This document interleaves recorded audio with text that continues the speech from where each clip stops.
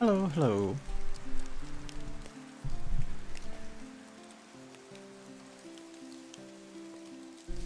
Nothing specific tonight, just hanging out.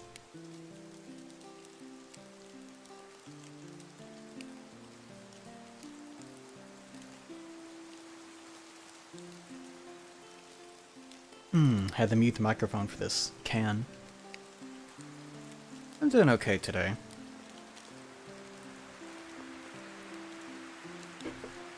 I just wanted some company tonight. But everyone's kind of busy.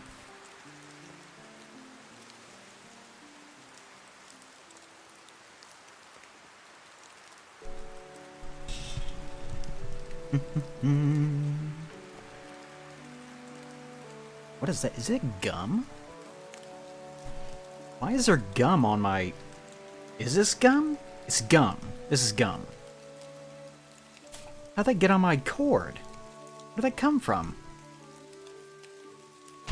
Gross. Oh, right, I was chewing the cord last week, of course. It's only natural.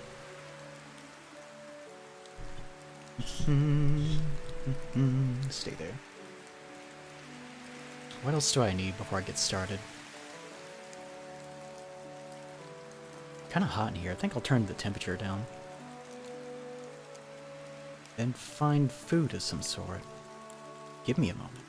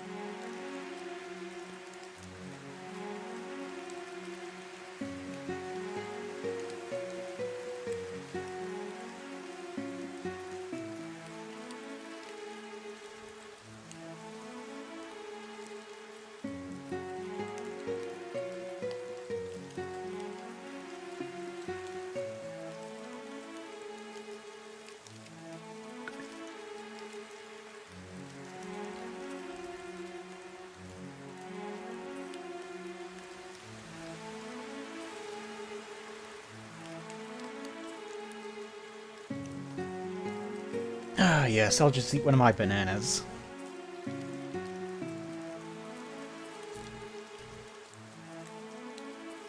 I think I told you guys already last stream, but I tried making a fruit and vegetable smoothie. It turned out okay. But it was very thick. Oh yeah, because I talked about avocado. Still need to try it with banana in it. Before I'm eating banana, before I got started, on YouTube I found a video of a guy talking about a Reddit thread where people were discussing using NoClip in Final Fantasy X, and they figured out that during that scene where you're being, like, after you kill Seymour, right? Remember this? You get into a fight with Seymour, and then you run away. But you end up falling through the ice, and you land inside of this weird area that looks like it's underwater. And there's a bunch of buildings all over the place, and you go around picking everyone up after you fell. And you can hear, like, the hymn of the faith going on. You're actually on Sin's back whenever that happens. That scene, you're actually on the little part of his back where you can see buildings. One of those things, I just never put it together. Personally, I thought that was amazing.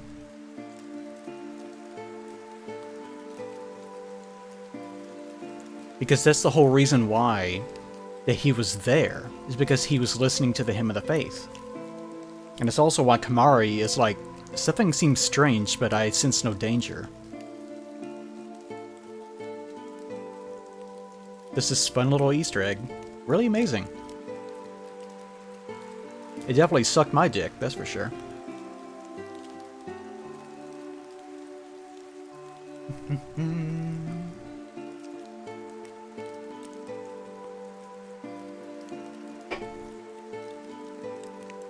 Okay, I'll go to my thing. Okay. You're gonna be seeing this rain a lot. I like the rain. I downloaded this video off YouTube and gave them no credit at all. But I like the rain. If you see my mouth moving a lot, it's because I'm eating a banana.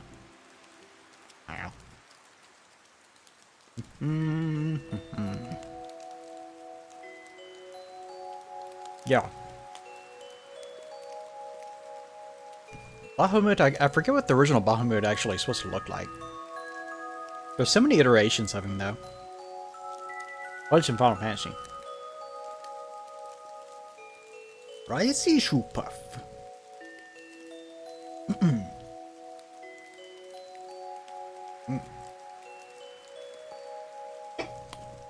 My favorite character was always Auron. Which of the girls did you guys like? Because there's Lulu and Yuna and Riku. Let's not count Ten-2. Don't think about that.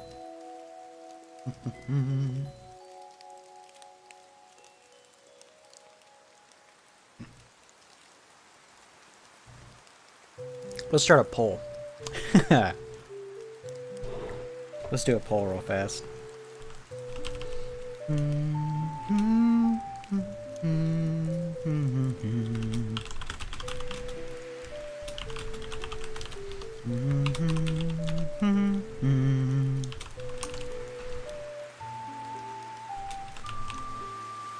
I wonder if there are any other girls I could throw in.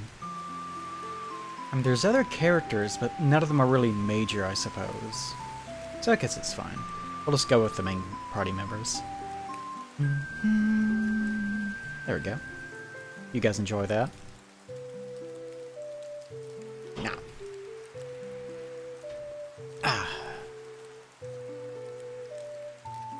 Personally, I wouldn't say that any of them are exactly my type. I think if you combined all of them into one person, they would be. Because I'm greedy. Wow. I don't really care for cucumbers too much. I love pickles. I really love pickles. But cucumbers themselves, never really got too much out of them.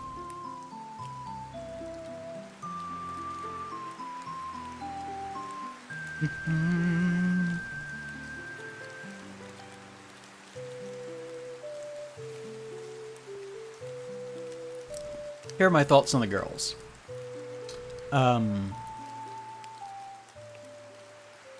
Lulu is, I would say, probably the most overtly, you know, pretty, buxom, etc. I do like her personality.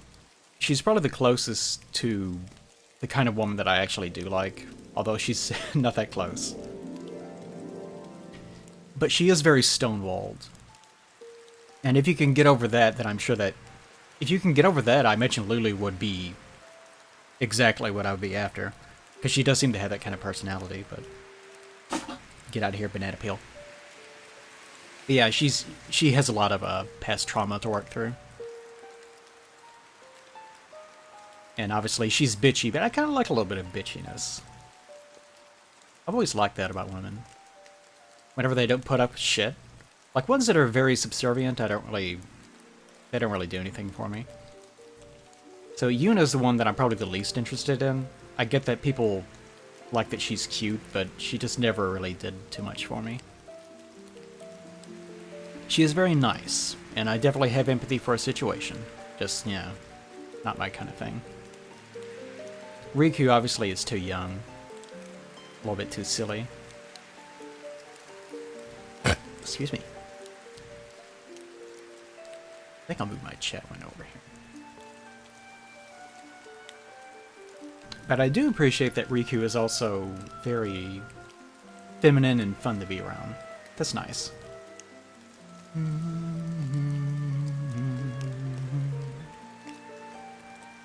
Yeah, the best part of Lulu, she never shows that she's pregnant.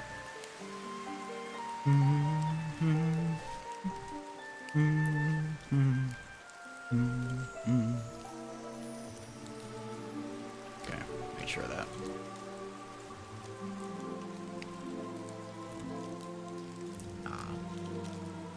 What was the name of the merchant? Owaka? Is that what his name was? Then he had a brother. Like, once he got arrested, he had a brother that was doing his business for him.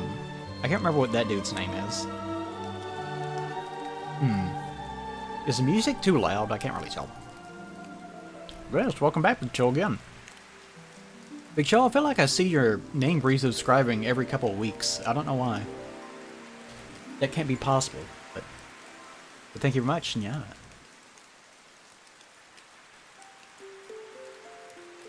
It's fine? Okay. Just making sure. A little bit loud? Okay. Take it down a couple notches. Welcome, Zin. Hold on. Zinioban? Or Zine Ombine. Zinioban sounds a bit more elegant, I suppose. Thank you very much. Yeah. No. You know, I actually started replaying 10 a few months ago. I can't remember how far I got. But... oh wait, yeah, I do remember how far I got. I started fighting the Dark Aeons at the very end. That's how far I got. Completely forgot. I got very close to beating the game. Wow, I totally forgot about that. But I started playing the version of the game where the sphere grid is more open. I forget what it's called. And that turned into a mess really fast. Because I was trying to do more planning than I was prepared for. So it ended up becoming a giant clusterfuck. Yeah, the expert mode, yeah. Do I like Half-Life? Yeah, for the most part. I forget that it exists sometimes. I played 1 and then completely forgot about it, I think. I definitely remember 2, and thinking that 2 is pretty neat at the time, although compared to modern stuff, obviously it's pretty bare bones in terms of what it's doing. Still fun to play, though. Very dated at this point. And, then I played the first 2 chapters, which are also very limited. And of course, Chapter 3 never came out, and Half-Life 3 itself also never came out. So, yeah. Even the writer, you know, afterwards, after everything fell through at that company, the writer basically said, yeah, there was never any plan to actually finish the series. The entire point is to just keep leaving it on cliffhangers. And after he said that, I was like, yeah, okay, I don't really care if it finished or not. I get the idea.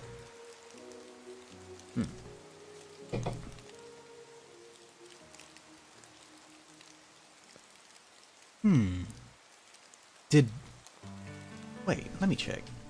Did Final Fantasy IX ever come out on Steam? Yes, I own it. Okay. I just wanted to make sure.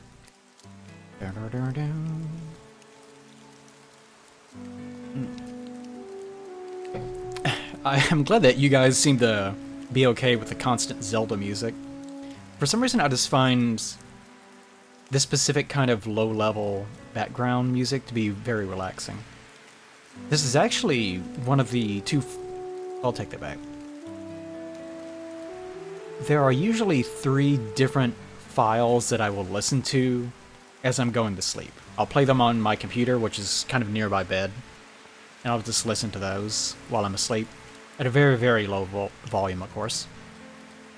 One of them, or 2 of them, are like Zelda tracks that have different songs on them. Although one of them is only like 2 hours long, so it repeats a lot. Although you can't really tell if you're unconscious. The other one is a track of storm sounds. It's very similar to this one, except it's more thunderstormy. Ooh. Wow. Excuse me. Yeah, I'm doing okay.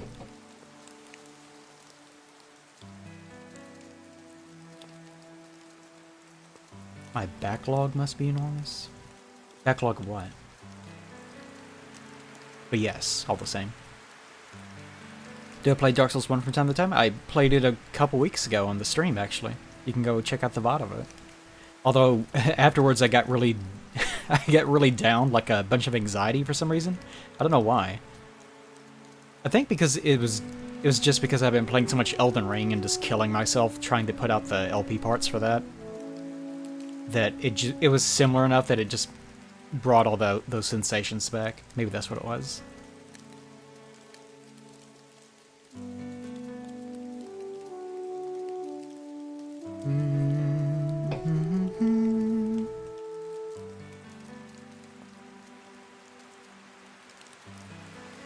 Today's the first day that I'm actually running my air conditioning. I was trying to... Not that I'm tight on money or anything, I'm certainly not. But I was trying to save as much money as possible on air conditioning costs. And now that it's actually running, I have this sense of, wow, it feels really nice in here now. Because it's just been so goddamn hot. And that makes it harder to sleep than anything.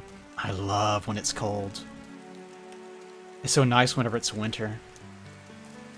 When it's like just really cold and you can bundle up.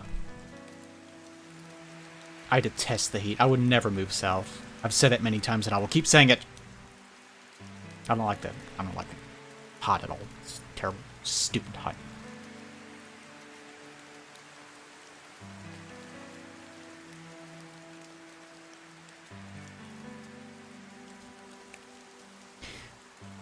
Yeah, it costs less to actually heat a home than it does to cool it off.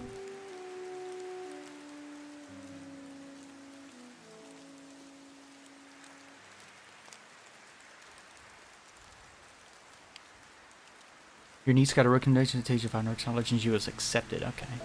It's good, Big Chill. It's nice to see everyone's lives improving in some way. Any specific thing that she's going to teach? I know you said fine arts, but that encompasses quite a bit of things. Although often in the fine arts department, if I recall correctly, you might end up teaching all sorts of things, depending on what's required and what the staffing is like.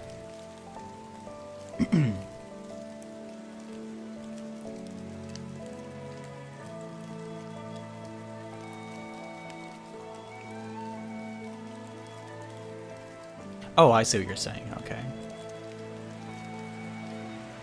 Going in to learn. Yeah. Geez, 16.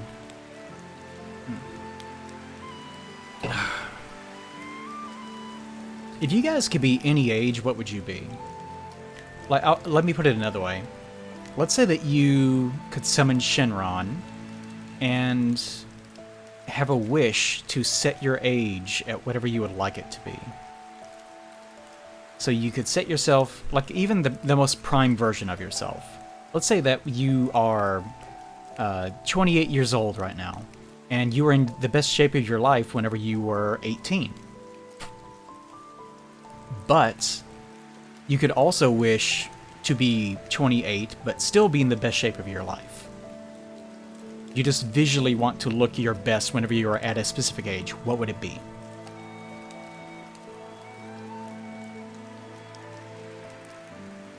I'm not sure a 10,000 would work out for you.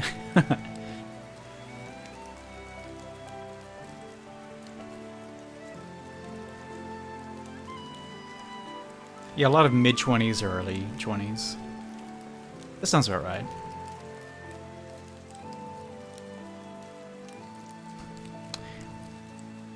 Emily or Emile? I never knew how to pronounce your name exactly, but welcome all the same. Thank you very much for the raid. Be sure to tell me how to pronounce your name correctly.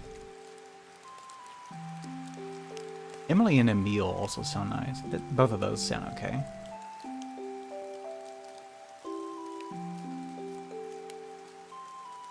Yeah, I don't think you want to be in your mid-30s for the rest of your life.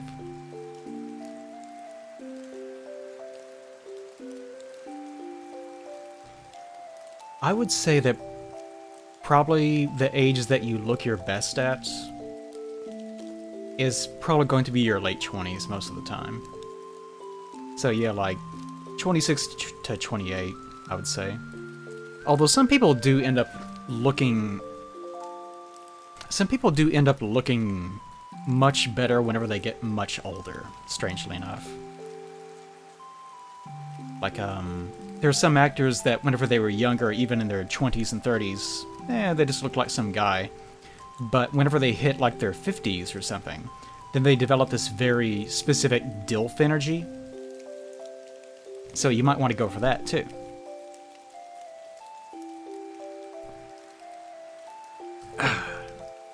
Imagine being the most pristine version of yourself whenever you're in your 50s. But for me, I would probably want to go back to being 27 or so. Because I kind of look the same now as I did back then, for the most part. Except just with fewer lines. Although I don't have too many lines in my face.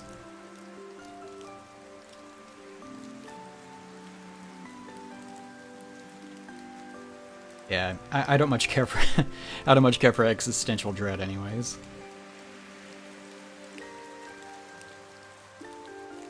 Yeah, I had hair back in my late 20s, for the most part. It was starting to thin a little bit, but I didn't really notice it at the time. Really, it was the intense stress of going back to college at the very tail end of my 20s and the beginning of my 30s. That's the thing that actually caused me to lose most of my hair.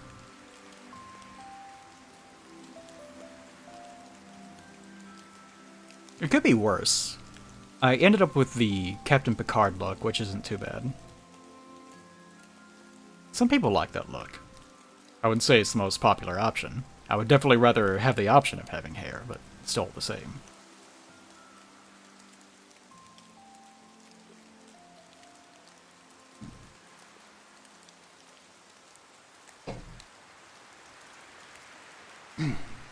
This Friday, I'm actually going to be going... This Friday, I'm actually going to be going to the Paducah Arts and Crafts Festival, I think it's called. There's a city named Paducah that's actually near this area. In a vague sense, I'm like an hour or less than that away, I suppose. So it's not really near me, I suppose. But I actually went there with Paige last year. But this year, I'll just be showing up and wandering around just doing some stuff. But it's basically just a bunch of art installations where people sell their various wares, show off their paintings and glass blowing techniques and quilts and just anything that has anything to do with any form of art. Paducah, unfortunately, is probably the classiest town in this area, which is not saying a lot.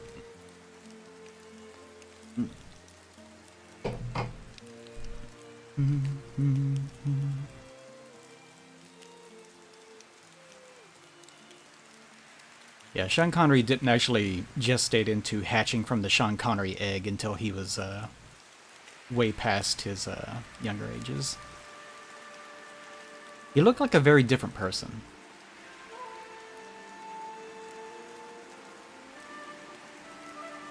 Yeah, it's kind of good for me that I actually did get bald, because I used to have a mop head, and I already had kind of a big head in the first place, in addition to having an ectomorphic frame. So as a result, I kind of have this overly slender look to me. You really have to work out your shoulders a lot in order to compensate for it. Hey, Edsy. How welcome would my art be there? It would not be welcome at all. This is a very conservative area. I sincerely doubt that you would run into anyone that's even remotely like me if you went there. You might run into a few people, though.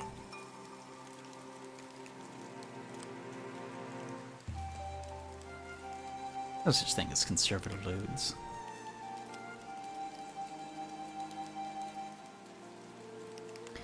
Yeah, that's another problem. There might actually be people that are similar to me in this area, but they're not going to be saying anything.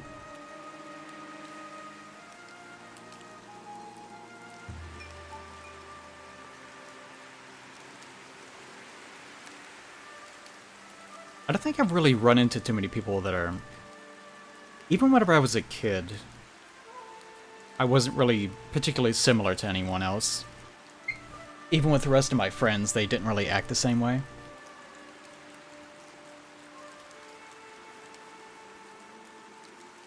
But when I say conservative, I mean it's a very Bible-thumpy area.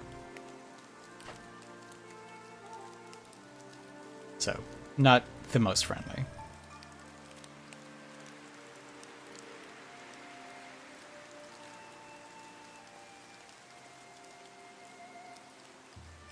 I was actually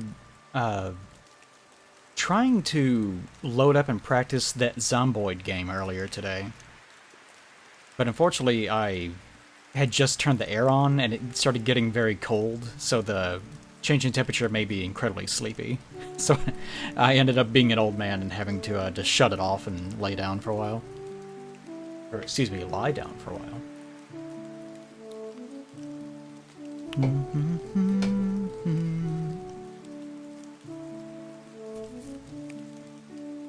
I need to make another arc right. It's been a while.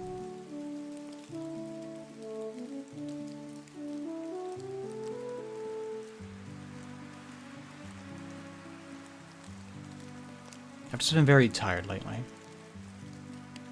I can't really work for too long. This exhausts me very quickly.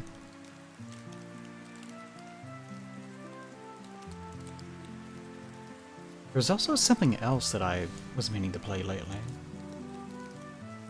Welcome, Redstone. Something that I installed. I actually installed Half-Life Alyx a long time ago and briefly played it, and decided that I was going to do it for a stream, and then I just never did. Looked like it was interesting, though. It just required a bunch of unwieldy stuff, so I just never got around to it.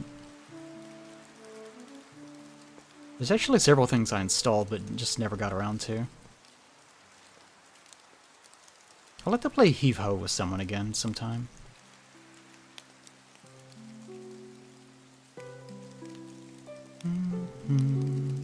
I still have Death Stranding installed, oddly enough. Oh yeah, Control. I forgot about that. Oh, of course, I also installed Chrono Cross. Forgot about that as well. And for some reason, I also installed Ark Survival Evolved. I don't know why.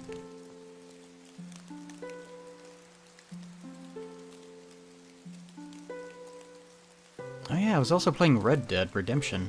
Forget about that too. Oh well, I definitely have not been in the mood to play any games lately though. Recreationally, I haven't played a video game in probably about a month. Have I gone to the hospital for checkup? I actually have an MRI. No. I have an appointment with a neurologist scheduled in June.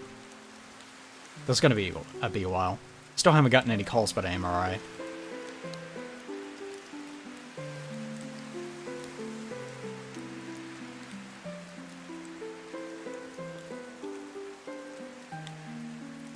Yeah, I noticed that a lot of people were playing Ark, but no one that I know that would be willing to play with me anyways is playing Ark at the moment.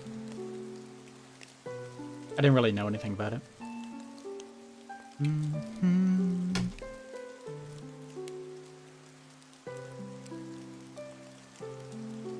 No, I've never heard of that before. Half-Life game after 2. Yeah, the The Chrono Trigger port on Steam supposedly is quite bad. I've never actually launched it before, but I do have it, so... All the same, I can always just fire up the old MU and just go with it that way.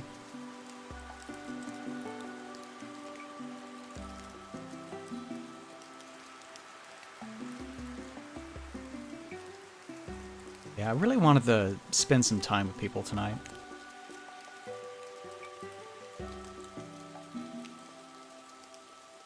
It's nice to be able to have people that you can consistently spend time with. I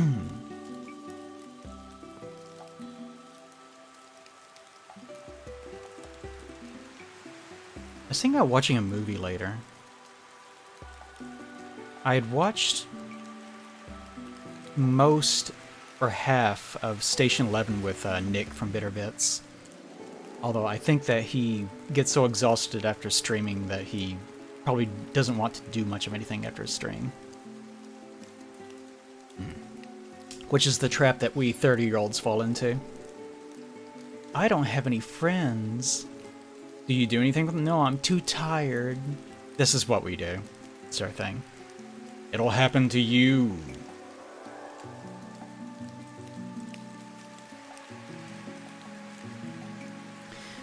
Yeah, living alone, whenever you get older, gets a little bit fucked up. What happened when we went to go see Doctor Strange? We got our tickets, and then the friend that I was with got a phone call that his daughter was in the hospital. So we had to stop and rush to the emergency room. So I ended up not seeing the movie and spent the next hour and a half or so in the waiting room. Just unfortunate. Every single time that I try to spend time with people in real life, something terrible happens. I don't know what's been going on.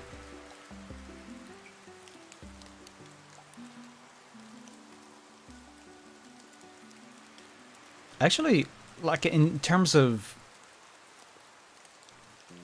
Like I'm in my late 30s, obviously. Not for long. I look pretty good. I'm in good shape. I feel good about my chances of interacting with people. But unfortunately, there's just not many people running around that are like me. Like in terms of someone that's in their 30s in good health with the same kind of personality and outlook and just everything like that. So it's going to take some doing to run into other people that are similar. Especially people that have the energy. Because most people that would be my age are going to be married and exhausted. And don't really want to do anything. Perhaps I was cursed by a witch like Paige. I was cursed by Paige. She knows what she did. She definitely knows what she did. Yeah, it's very hard to... In Kentucky specifically, it's very hard to find people. Really, I get the impression that outside of cities... Because people that live in cities don't really seem to have any problems, from what I see. Unless it's a situation where they simply feel isolated in a crowd of people, because they've never created a friend circle of their own, which is understandable.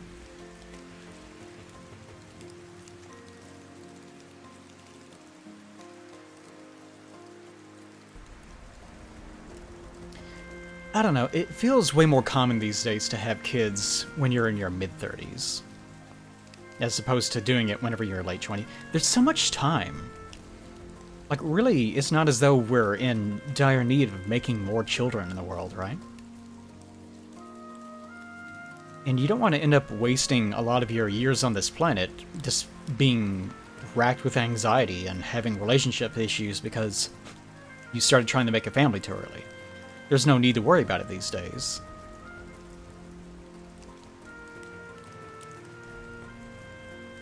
I really wish I could roll back 10 years, though. Ah, that'd be nice. Like, be in my late 20s right now.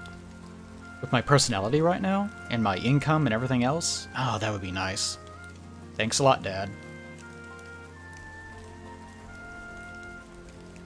It will, yeah, it's gonna suck for kids these days. Like, imagine all the kids that are going to be born and they're gonna be 18 years old and moving out of a house that has 55-year-old parents in it. That would be the part of it that would concern me. It's not the having the kids when you're in your mid-30s that's the issue. The problem is having kids whenever you are very old. Like, I was actually the accidental result of some mid-30s people having children. Although they already had 2 kids, so a lot of my problems stem from that.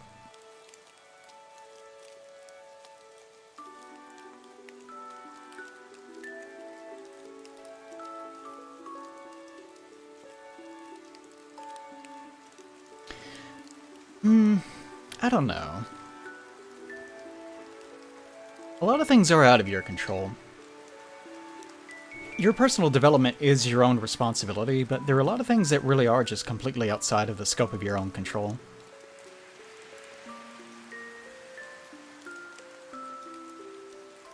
Like, I did make a lot of bad decisions whenever I was a kid that I certainly wouldn't make now, but a lot of those just stem from the fact that I had so many insecurities from being told every single day of my life that I was useless and would never amount to anything, and then being, like, beaten for asking for help on homework and things like that. Like, if you go through that, then you're just not going to be stable when you're a kid, and you didn't get a choice in the matter. This is how it works sometimes. And you don't get out of that until you're much older. So, I'm sure that no matter what your circumstances are, there are also things that happen that were beyond the scope of your own control. That's one of the best things about becoming an adult, is that you can suddenly... Whenever you're a kid, you don't have control of your circumstances. And... people are their decisions. We are our choices, right? Like, your intentions don't matter. What matters is what you ultimately decide to do. But whenever you're a kid, then your choices are very, very limited. There are things that you could do with your life to change them for the better, but you don't have a choice. You're being controlled. So, I don't think anyone should get too much blame for what happened to them whenever they were a teenager.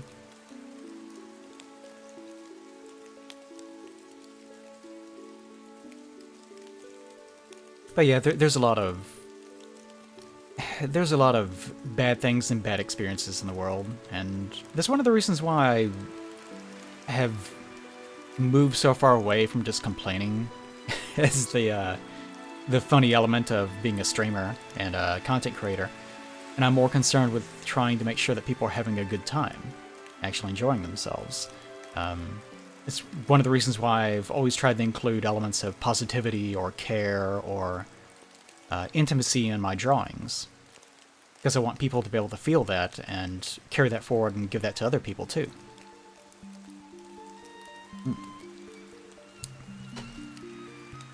And I hope that the same goes for you guys too. I know it's really hard to, especially whenever you don't have it in your own life, but it's really hard to make sure that the people around you are comforted and having a good time and feel good about being around you. Especially whenever we project so many things because we're insecure about how people perceive who we are. But that's okay. I feel like if you continue to be someone that you can be proud of, then surely eventually you'll run into someone that will appreciate you back.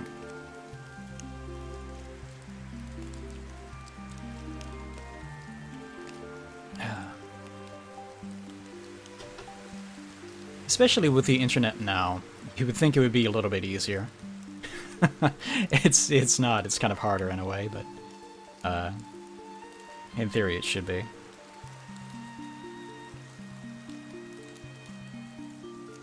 Yeah, I'm doing okay. I just wanted this in company for the night.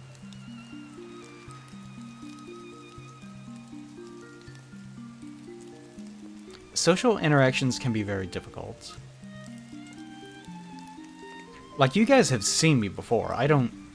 Like, the way that I'm acting now, I'm being very calm, I'm using a soft voice, I'm speaking about more serious but philosophical but still calming things.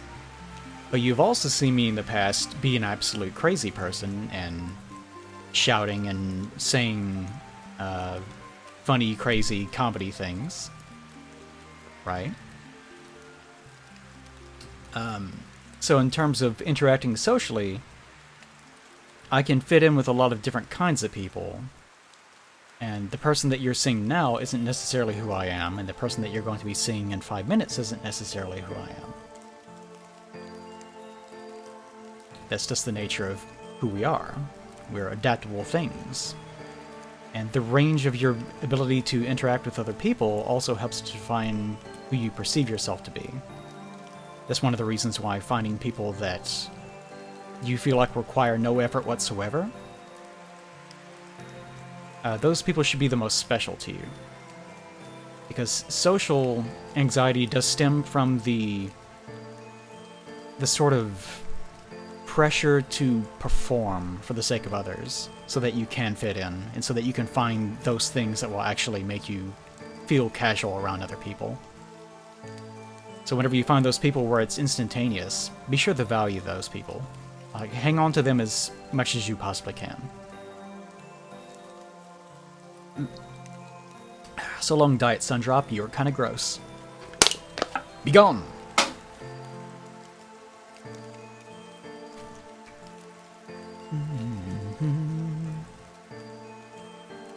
I do the same thing with kids, too.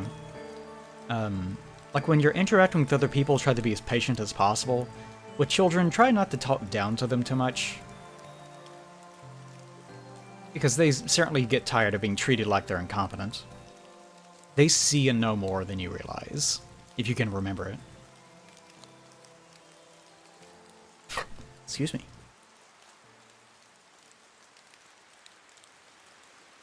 Yes, Astronomy Tower from Majora's Mask.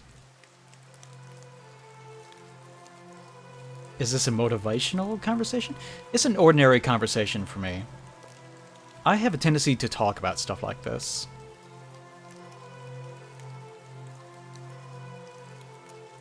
I don't really... well, I don't really like kids, but still, whenever you do have to interact with them, then, you know, try to speak to them not as though they're adults, but just don't treat them as though they're fools.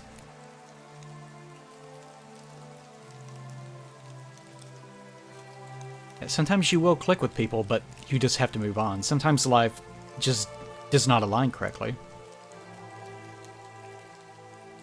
Which is awful. It feels terrible. Especially whenever you know someone that is, like, vital to you. Like, someone that completes you in some way, whether they're friend or otherwise. But things just move on in such a way that makes it so that the element of your life is never complete in some way. That is tragic, but it is still life. It's something that we all have to deal with.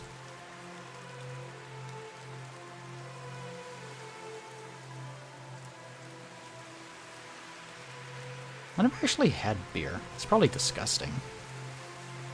I never heard any good things about beer. No one's like, beer. Like, alcohol. Self-destruction. Then again, I can get behind that. Self-destruction.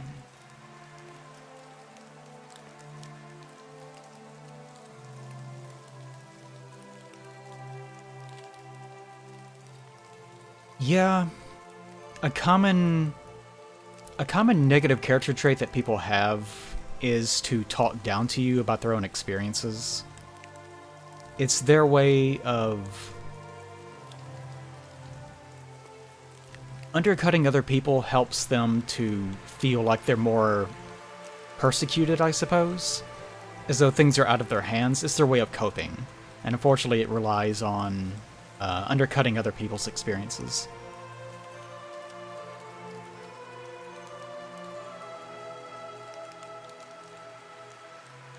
I'm kind of the same way, Shoot Bang. I'm actually sort of the same way in a way. I realized very recently that I've spent so little time actually interacting with strangers and so little time interacting even with friends lately that a lot of my social skills have actually gone down.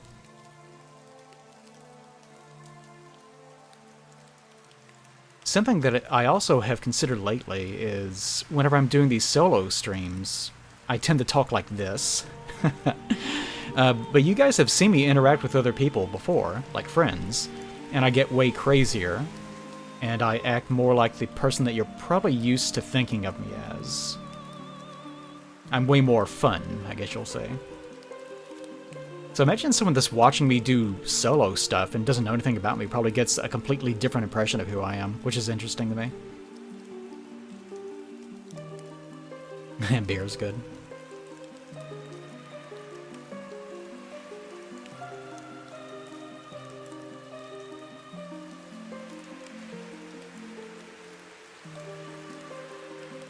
A lot of people's social skills have deteriorated as a result of the isolation that COVID caused.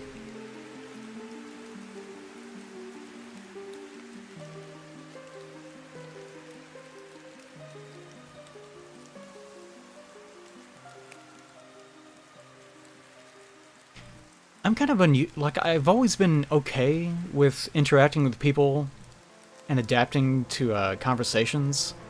I just get very tired of it very quickly.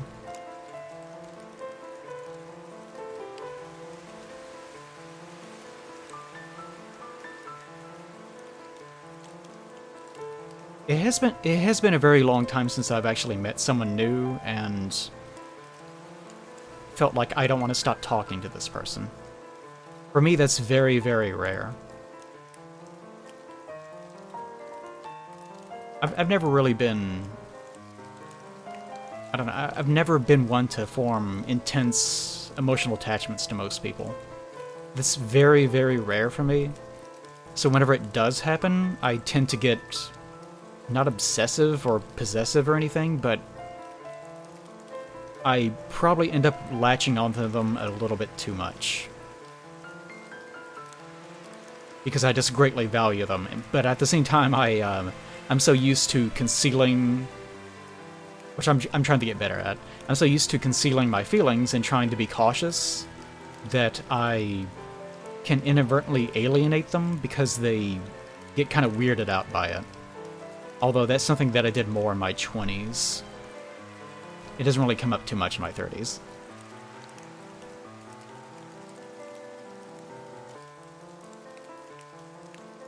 Yeah, small talk sucks. I hate small talk. I said last stream,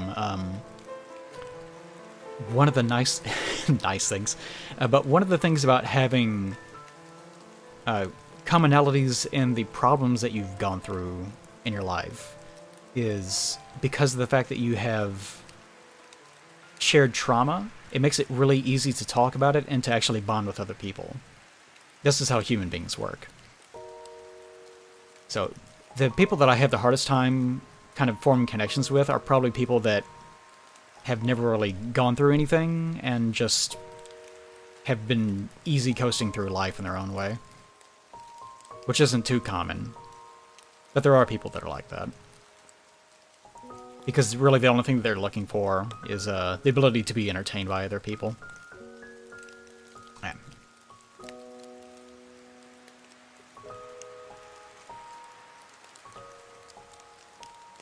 Yeah, I guess I don't mean clingy. I'm certainly not clingy. It's more just... I don't know. It's more like, if you view friendship on a scale of 1 to 10, I stay in the 1 to 4 range for a very long time. And then whenever I'm like, I really like this person, I want to jump from that 4 up to like a 7. That's what it is. And whenever I try to jump from that 4 to that 7, because there was nothing in between, and the person has been used to me for so long, acting like a 4, that they're like, whoa, what's going on? What's going on? That's what it is. It's just that I'm too cautious and I'm too protective of myself. I'm actually I'm actually a very good friend. It's just that the people that I choose to be friends with are very limited, I suppose. I try my best to be accommodating. Like, if anyone asks me to do something, like, I need help, they send me a text message or something, then I will, drop everything. It doesn't matter who they are, as long as I consider them to be a friend. But the range of the people that I would consider that way are pretty limited. I always have found that I'm way too giving in that regard. Like I said before, I give way more than I receive, which is kind of a problem with me. I'm that way with strangers too, I found. Thank you, Mighty Sos. How's it going, buddy? Thank you for the 5. Thank you very much, yeah.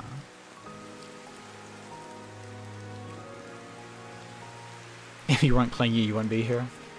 That's fair.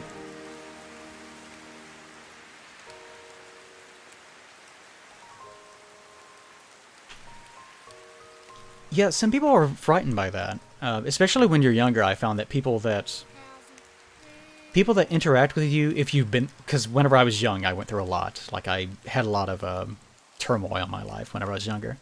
So it was very common to run into young people that really hadn't been through anything yet. And if I started talking about anything that was even mildly uncomfortable in any way, they would just freak the fuck out. And that was just because they were kids. And I always found that, at the time, I always thought it's so strange that I get along so well with adults. Like whenever I was in my teens and early 20s, I always thought I get along really well with people that are in their 30s and 40s, and I don't know why. Whereas people that are my own age don't really understand me, and they don't want to be around me. Boo, stop streaming. Maybe not. And it wasn't until later on that I realized, oh, they're just kids. Oh, I don't have any drink anymore. Forgot about that.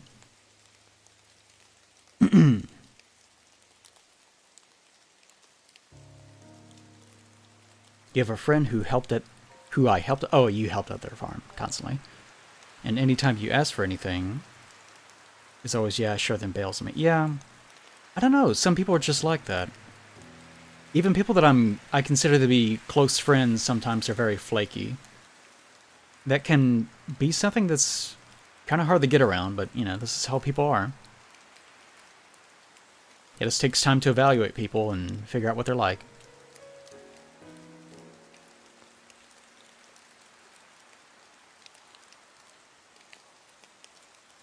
I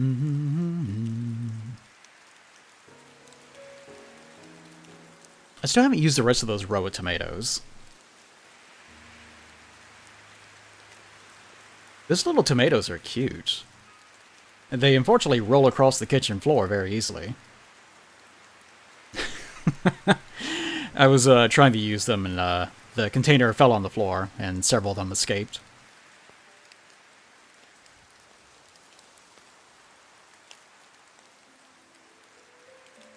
Yeah, I used to have resting bitch face whenever I was a kid. That's where the joke of me having an angry face came from, that I always included in drawings of myself, artistic depictions of myself. But as I've gotten older, my face has changed a little bit. And I can still make that face, but my eyebrows have started like curling up, and especially my eyes have started sagging a little bit. So I've actually been told that now I have more of a sad or kind expression. Which I'm kind of glad about. So I went from having a very intense and unapproachable face to having one that one that worries people.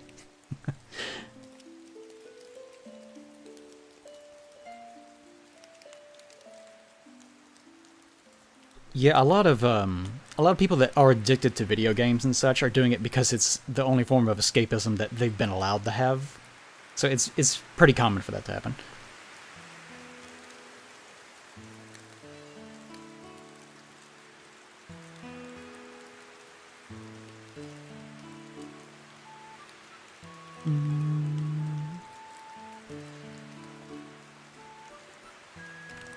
Yeah, I used to wear masks, I suppose. It feels good to take them off whenever you get older. One of the best things about getting older is you stop caring about people's perceptions of you. Like, people love to bitch all the time about what you are doing wrong, how you are not entertaining them, or you're not doing something correctly, or they would do something correctly. And whenever you're in your 20s, then that can really bother you. But as soon as you start getting into your 30s, upper 30s, and especially if you have everything that you finally need, you know, security in various forms, like wife, kids, whatever, you don't give a shit. You're going to be exactly the person that you want to be, and that's the thing that feels really good about being older. But of course, it assumes that you have everything that you need.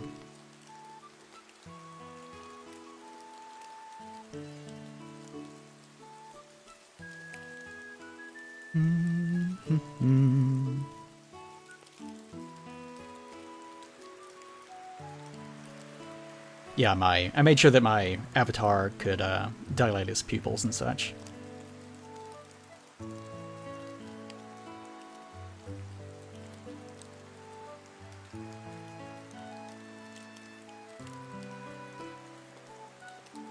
Yeah, I would never remove my facial hair these days. God, it's so... I'm glad that human beings have that. Oh, literal... Okay, I see what you're saying, yeah. Literal mask. You know, at first I didn't really like the face mask. I wore it anyways, I never cared about that stuff. I kind of like having the face mask now, I don't know what it is.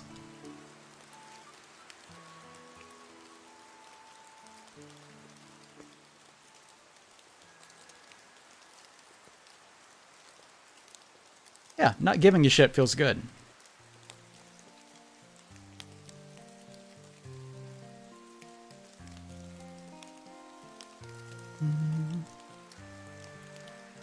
I don't have nostalgia for too many things, but I'm kind of nostalgic for Ocarina of Time, even though whenever I was a kid, I did not really care for it too much.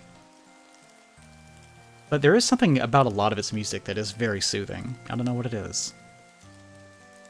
Any game where this is something I've noticed. I have fond feelings for a lot of games where I spend a lot of time doing nothing. Not playing them, kind of just standing around and looking at things. Or just enjoying, like, idling, listening to the music, or just, I don't know, just kind of just strolling around, just whacking my dick, whacking enemies and such.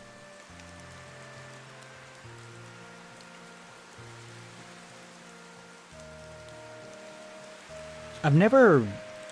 As I said before, I don't drink alcohol, and I've only ever had it once. I wonder... You know how there's supposed to be, like, sad drunks, and ooh, there it goes, it's getting dark. Never mind. I've always wondered if I would be, like, a sad drunk or a mean drunk. I don't think so. From my understanding, it just relaxes your inhibitions. So whatever you act like whenever you are drunk is supposed to be what you're naturally fixated on anyways, or how you would naturally behave if you did not have your inhibitions. Maybe I would be horny drunk.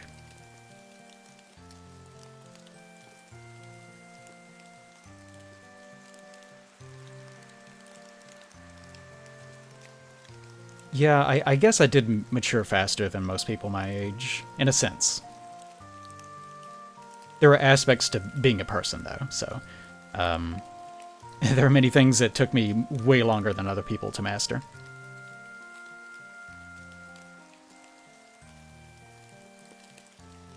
You flip between the two? I guess I'll be...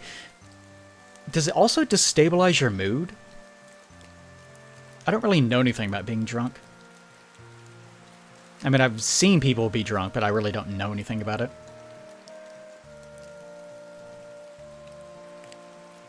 Yeah, that's one of the reasons why I don't drink. I feel like I might end up developing some sort of problem with it. I don't think I would really drink it particularly often, but I just don't see any point in trying.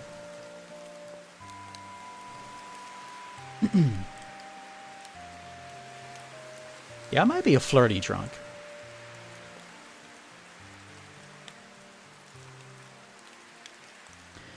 Dog Welder, it's pretty common to feel like it's not worth the effort to try to form new relationships, especially if the people that you're trying to do that with are not responsive. That's the thing that always put me off of it. That's the thing that probably puts me off the most, is whenever you try really hard to get to know someone and they just don't care. Because it makes you feel like you're doing something wrong, or that there's something that's just inherently wrong about you in some way, and that sensation is the thing that I despise the most. So it makes me end up resenting them.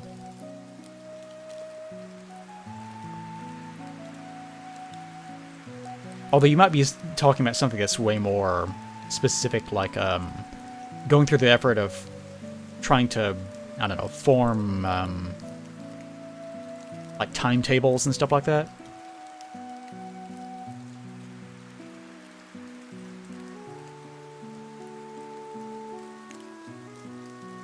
Yeah, don't just drink yourself into being a corpse on the floor. Video game music has changed a lot over time.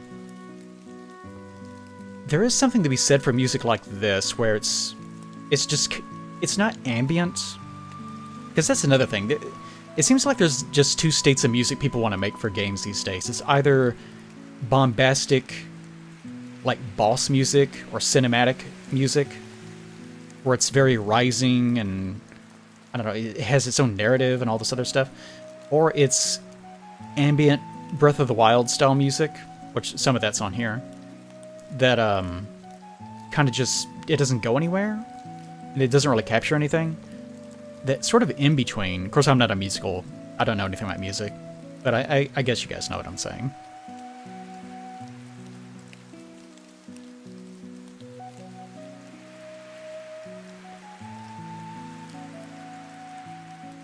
I tell you who was mature early back in the day. Those 4-year-olds that they got to sweep chimneys. They ended up dying of cancer when they were 8 years old. They certainly matured fast.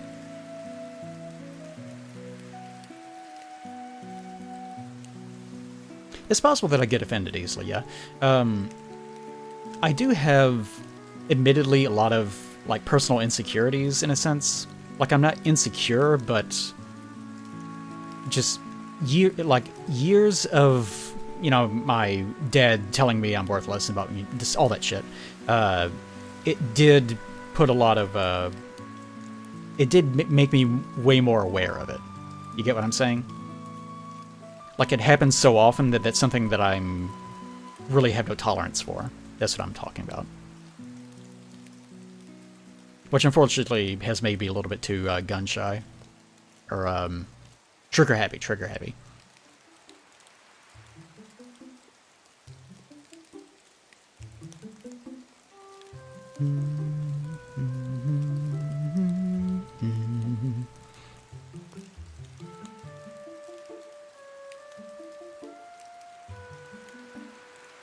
You once presented yourself to your commanding officer because you were on leave and been here with God of God. You presented yourself? That can mean any number of things. I hope it isn't the most drastic version of it.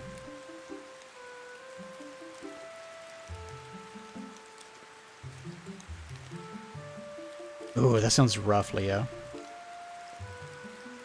Yeah, you don't want to... That's sort of my problem, too. This is... I hate to use the word, but there are a lot of normies, so to speak, in this area. That if you start talking about a YouTube video or something, they have no idea what you're talking about. Because their life is just network television and football. So it just one ear in one ear and out the other. Then again, if someone is like that and they just walk away from the conversation, thank God. You'd kind of dodge a bullet.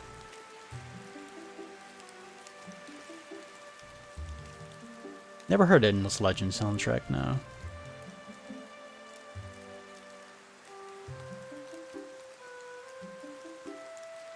Yeah, part of the reason why used to have trouble making friends is because...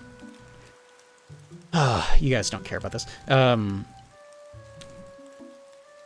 I was raised in a very small private school, like a Christian school.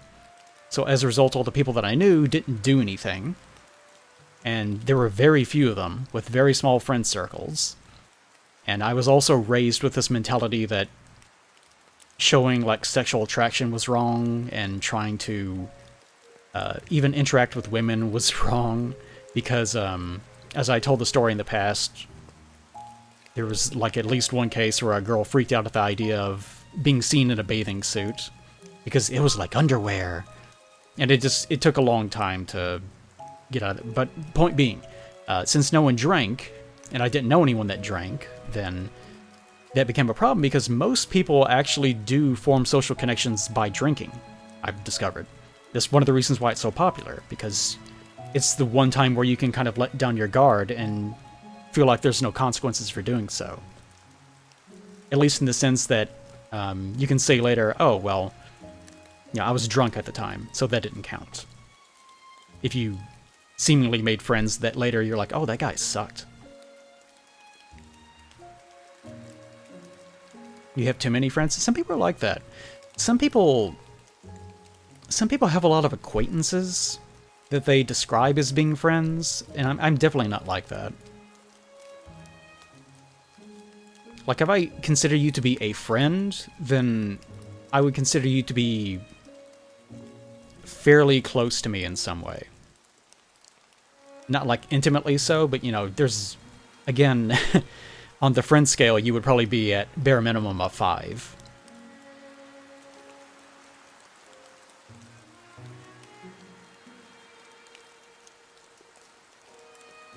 Yeah, that's always kind of been my opinion of alcohol. Like, if you actually need it to interact with people, then what are you doing? But that's, especially around here, that's just how it's done.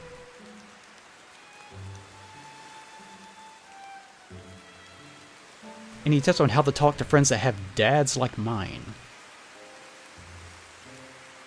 In what way? Could you be more specific? Because it sounds like they have issues with their fathers?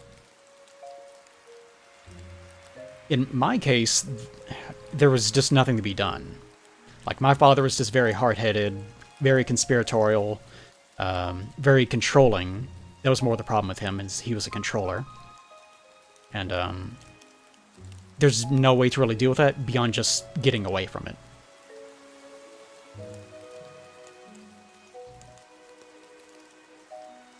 No, I do mean network television. Like, people here are so backwards that they actually still watch network television exclusively.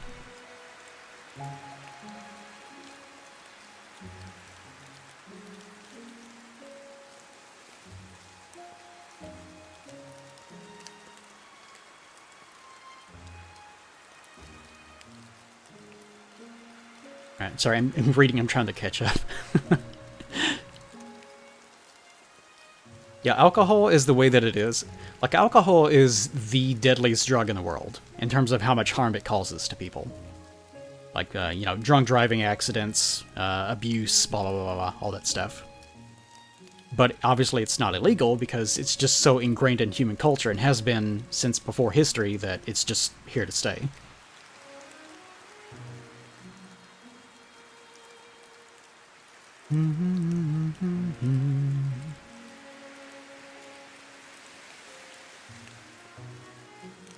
It's good. I'm actually glad to hear that, Zeus. I like to hear that people have a good friend group. Be sure to hang on to it for as long as you can. It's very easy for people to drift apart, especially as they get older, because they just become so tired and disengaged from what they perceive as the effort of going through and being friends, that it's kind of natural to fall apart in that way. Just hang on to it as long as possible.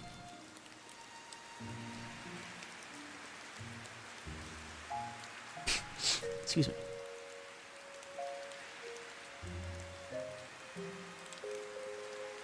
Yeah, I think I actually do still have, I think I do still have an antenna on top of the house for watching network television, just never use it, obviously.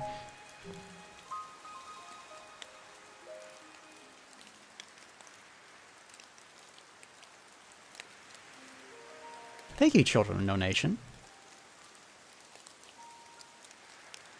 In streams like this, I'm trying to be more calm and understanding, as opposed to being funny. I can be funny, too. I'm a funny guy. He said with the least funny voice in the world. That is something I kind of worry about sometimes, though, whenever I do these streams.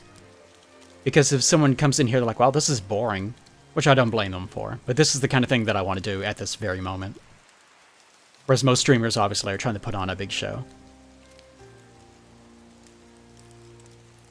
So if they ever show up and I have, like, a guest and we're being livid and rambunctious, then they may have no idea what's going on.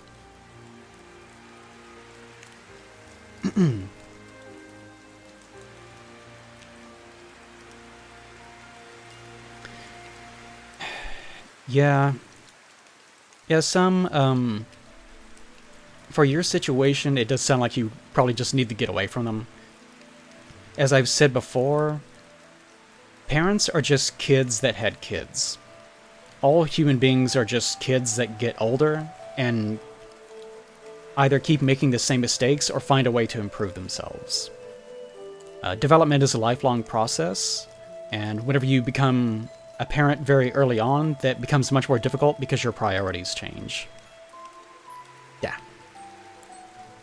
So that's something that they may never change about themselves. So just try to, like, if something is harming you, the best solution is to get away from it. Which is not always possible, but that is the best solution. As I've described before, every person is like a teacup that has something that's being poured into it. And you are sort of born with your own fluid, so to speak.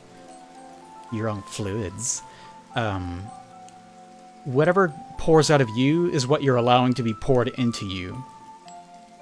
You know, you're like a stack of wine glasses in that sense. You know those little things where it's a big pyramid of wine glasses and they pour something at the top and it goes all the way down to the bottom? It's like that.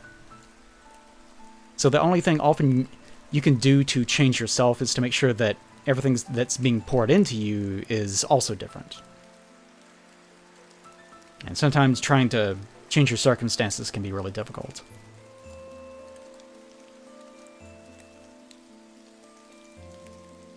I feel like Netflix is going to die kind of soon. Or not die, it's just going to become kind of shitty. I'm up late? Not for me. I will be awake for probably another 5 or 6 hours.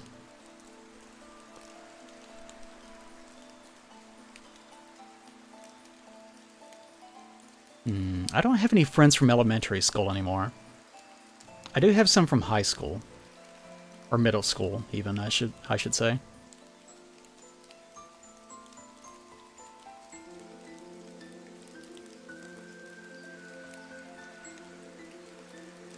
If someone is reprimanding you for not hanging out enough, it's valid, because I do that with people. Paige certainly gets annoyed with me doing it. It's because they enjoy being around you, and they just want to see more of you. So don't blame them too much. It's understandable, but trying to mediate that can be difficult, and sometimes that can drive a wedge between couples or friends.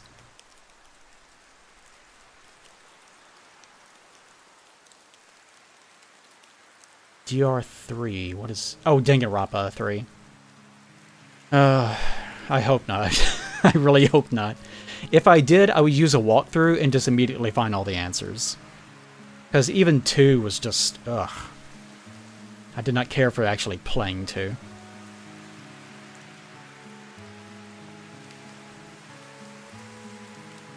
Yeah, you don't have to talk in chat too often.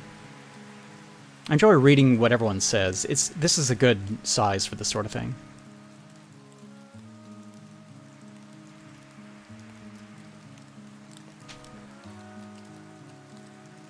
It's not your parents' friend. Parents don't want to know how to help them. be an outlet for them, I guess. Ultimately, it's going to come down to them changing their own life in some way, and that may require them to be older. But for the time being, I would say just just keep doing what you're doing. There are no solutions beyond changing circumstances.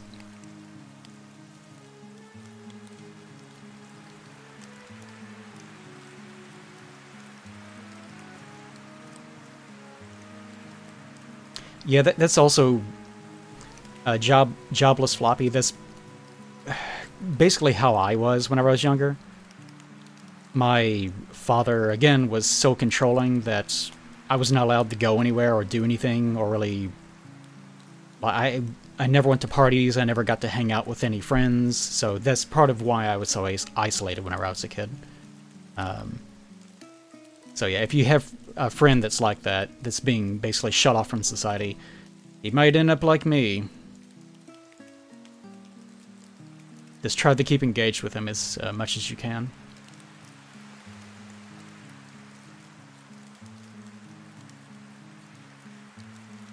Crashed an after party of a wedding ceremony like that.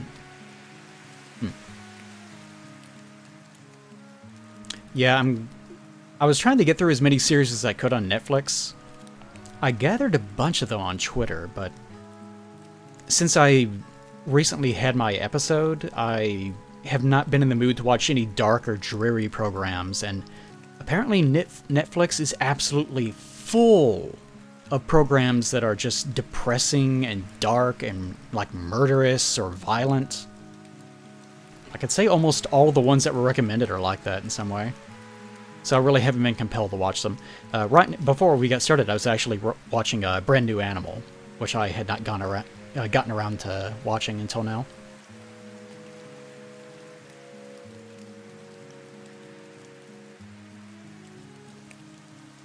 Whoops.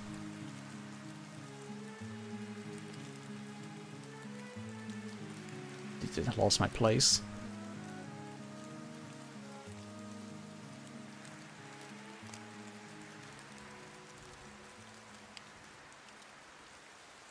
Yeah, trying to upkeep relationships online. The best way of doing it is to actually talk over voice. Just trying to do it through text, just nothing about that really works. If you want to actually keep someone as a friend, then you really do need a personal connection, and that's going to come down to voice or visual or actually physically being around them. We are still, creatures. We need that. Like, we absolutely need that.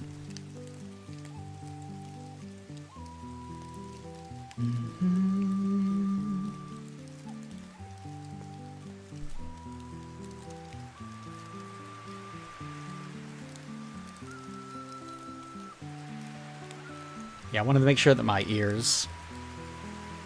that my ears are very bobby.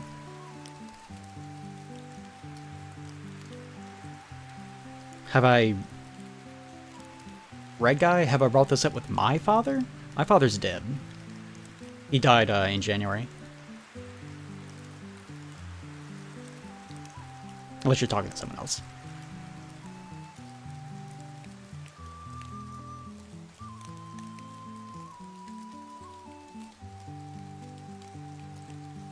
Yeah, there's a lot of that too in shows these days, where everyone is this... I kind of blame Marvel movies in a way. Because everyone needs to be this quirky, kind of coy, I don't know, just sarcastic asshole. I was watching Strange New Worlds with Nick. It's the new Star Trek show from CBS, and oddly enough, it actually is like actual Star Trek. It's not a modern CBS New Trek show. Like, you watch it and it actually is like a TNG episode almost. It was very strange. I have no idea how it got made, but the character of Nurse Chapel on that show is a Discovery character. She acts just like a Discovery character. And there were one or two moments where someone like turned and looked at another character and was like, "I know, right?" or "Whoa, cool, that's so exciting."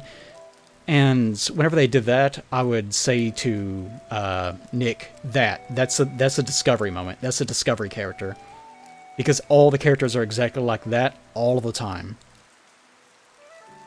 So whatever you want to call that, that is exactly what I'm talking about.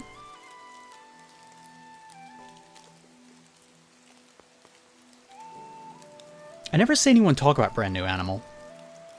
Lots of people still talk about Beastars, but I've almost never seen anyone bring up BNA.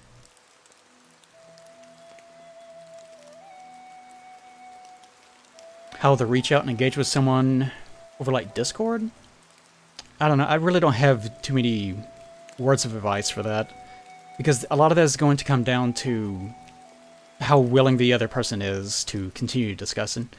Because if you walk up to someone in real life, it's much more difficult for them to just... it's more difficult for them to just stop the conversation and leave. Whereas on Discord, you can just try to get in, like, one sentence. Like, that's one of the problems with trying to get to know anyone over Discord. Like, if you... How to put it? If you're like, this person seems interesting on Discord, there's no guarantee that they didn't just get up and walk away and completely forget that your message existed. There's no discussion. Their willingness is going to come completely from how entertained they are from what you just said. So there's way more pressure for every single thing that you say to them to be as concise and entertaining as possible for them to just keep bouncing back and forth long enough for them to be like, okay, this person's cool. It sucks. Like, it really sucks. Trying to talk online with someone is one of the worst things. It absolutely is just garbage. So I was actually thinking, this is something I've been considering, the idea of doing more things on my Discord, which, by the way, !Discord, and us trying to encourage people to interact with one another more often. Not that I think that there's probably going to be too many lifelong friendships or romances formed over my my Discord. But I think something like that is good, because especially if I'm trying to maintain this culture of people actually communicating and understanding each other and opening up more, then maybe having it start over my Discord is a good way of doing it, although I'm really not sure how to go about doing it. Yeah, I've already seen She-Ra, actually. I've already seen She-Ra and He-Man, both He-Mans, and the various Transformer series, all stuff like that.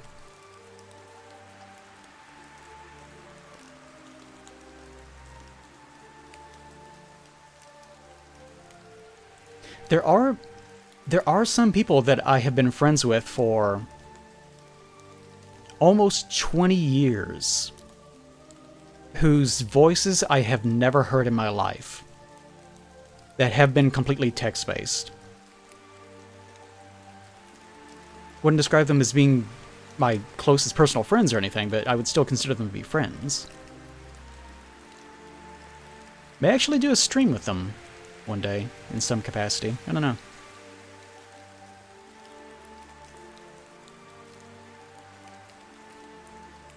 Yeah, that's something I told Nick. I was kind of concerned that Brave New Worlds would actually be like a good first episode, and then just degenerate into being nothing but new Trek action schlock. Or overly dramatic, everyone's a murderer bullshit again.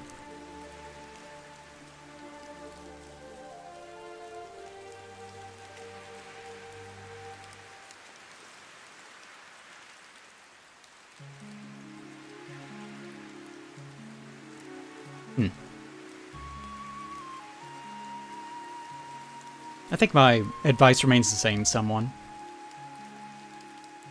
Just continue engaging with them and encouraging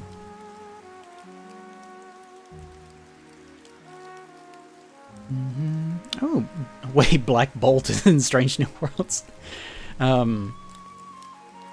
I guessing the actor? Because I don't remember anyone screaming in a exploding universe. Yeah, this is something else. Strange New Worlds, for some reason, it was advertised in the same way that a Discovery style program would be. But if you actually watch it, it's nothing like that. It was so weird to me. I actually told Nick, I don't know why they advertised it that way. It makes it look like garbage. It's almost like they're relying on word of mouth from people like me that have taste to actually spread the idea that it might not be that.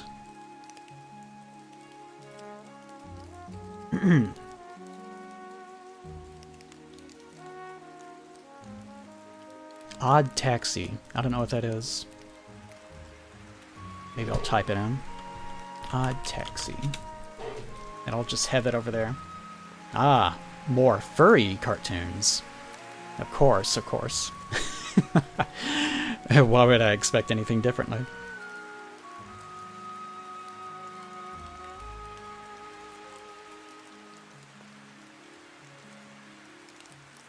That's understandable. Talking to people over Discord but feeling like you can't be friends with them. I can get that.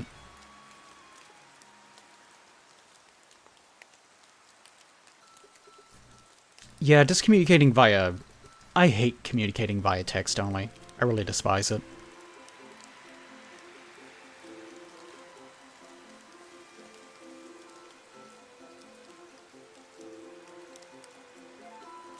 Yeah, I've considered the idea of watching movies on the Discord, or... I don't know, just watching a movie is dead silent. Like, even if it's just me watching, like, commentating over something, then everyone else is muted, that still sucks. I wanted something that was a little bit more interactive than that. But I don't know what it would be. Yeah, no orgies in the Discord. None of that.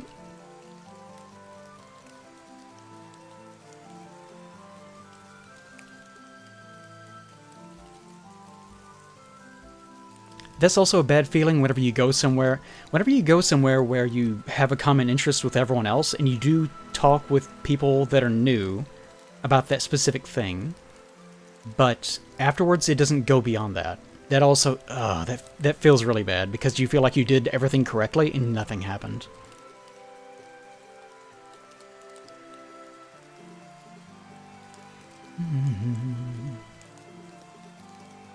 One of the things you taught me indirectly was that you're never too old. I'm not that I'm not that old.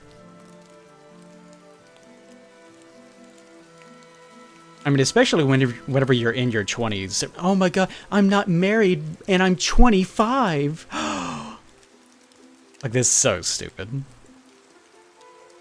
But plenty of people are like that. They just panic really early. Like, even me, of course, I kind of had an advantage in the sense that I have an online presence. I still look pretty good. So if I was like most people my age, and I was like in really bad shape and had like 2 kids and was just sad and drinking all the time. I'm basing it on people that I know of in real life. Yeah, I would be having a much harder time growing as a person. Yeah, I'm not too old to do most things. There are certain things that are time sensitive, though. Just not too many. Have watched Thundercats Roar. I think I watched like 1 episode, and it was the episode... Yes, it was the episode that crossed over with the original cast.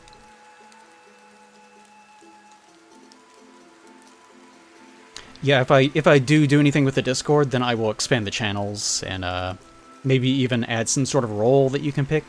Something like that.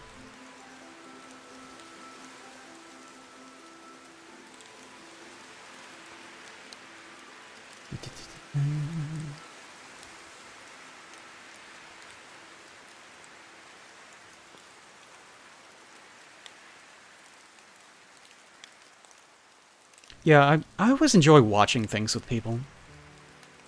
It's one of my favorite things to do. Just sit there kind of quietly, just commentating ever so often. With probably about 2 to 4 people at most. The problem with doing it over the Discord is, for that format, you would end up having like 20 people at the same time, and it would be chaos. There'd be no point in doing it. it would be like going to a party, except at a party you can go over into the corner and talk to someone. The only way of doing it would be like VR chat, where you can physically move away from the noise, but that's not really an option either. You're almost the same age as me. I almost say good, but it's I mean, that's not good, but still, good luck. How about that? You've never dated anyone? You know, kind of me either, in a way. But all of my relationships, I've had plenty, I suppose, but they've all been so shitty. Like, I've spent a long amount of time getting to know women, but I don't know, all of them, because everyone around here is just such a shithead. So, like, with all of mine, they've all been like, I don't know if it's a thing, I don't know. It's... Ugh. I've definitely... I don't lament having never been in one, though. A conventional one. Because if I had been in a quote-unquote real relationship, it would not have worked.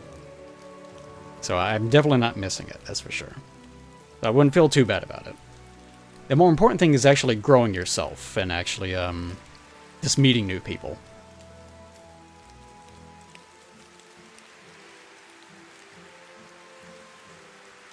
Yeah, it's pretty common to go through some sort of nonsense whenever you're in your mid-20s. Anytime you go through any sort of major change, and that tends to happen whenever you are 18, mid-20s, hitting 30, and, of course, hitting 40. Yes, Dropout. Welcome, by the way, buddy. Yeah, you definitely want a partner. If you're looking for someone to actually be a companion for life, the marriage component of it does not really matter. It's more just you want to be with someone that you can trust completely, that you're like best friends with in some capacity. Like, you can have different kinds of best friends, but someone that you're attracted to that's a best friend that you can trust. That's almost all there is to it. Of course, it depends on the person. I don't want to simplify too much, but those are the general rules. And yeah, some people are completely asexual. They just don't want romantic relationships. I don't exactly understand that, but they exist. It's valid.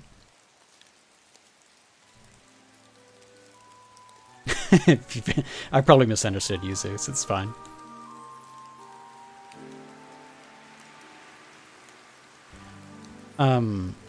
Is therapy super useful if you're really sad over something you can't figure out? Supposedly a lot of depression and anxiety stems from both a lack of control and personal insecurities. And sometimes we have insecurities because we're not willing to actually look at ourselves and address them and acknowledge that those exist. So it depends on the circumstances of what you are sad about, I suppose. If you're the kind of person that can self-evaluate really well, then maybe not. Maybe it does come down to just a matter of you actualizing. But if you're someone that is not like that, which that kind of person is quite rare, then I would say that yes, it would definitely benefit you.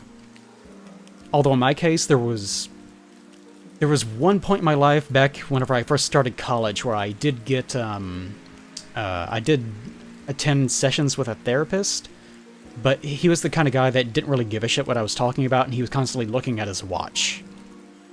So I didn't really get anything out of it. I eventually just stopped going to my scheduled sessions and decided to fuck off with it.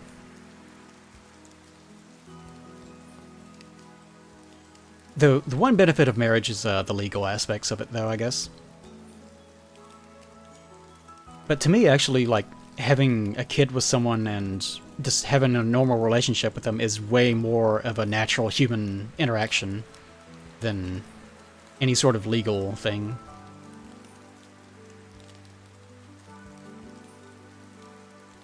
Yeah, being single at 30, like, I'm not gonna pretend that it's easy. Hello, Dropout. Like, my life would have been much better if I was not single in my 30s. I'm not going to pretend that.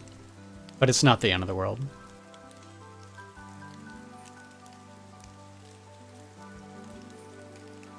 some of that is on me, but also this area is just not conducive to that kind of solution.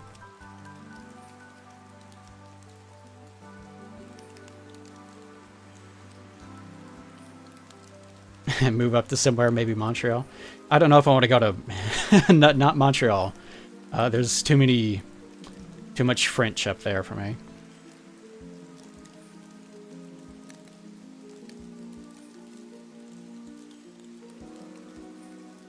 Actually, I guess it's just Wooly in Montreal now, as far as people I know.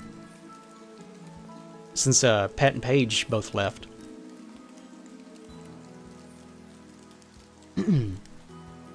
Yeah, the cake is an age metaphor. That's it's a Japanese phrase calling women Christmas cakes, because once they pass the age of 25, like the 25th, then no one wants them or something. Which, that, like 25 is such a young age. It's so stupid. Like, women don't even, like, people look their best generally whenever they're like 28 to 29 or something, I think, usually. And I see lots of women that even, like, especially if they have work done, I suppose, that even when they're in like their 40s and 50s, they still look good. So this obsession over, oh, you'd be 25, fucking cares.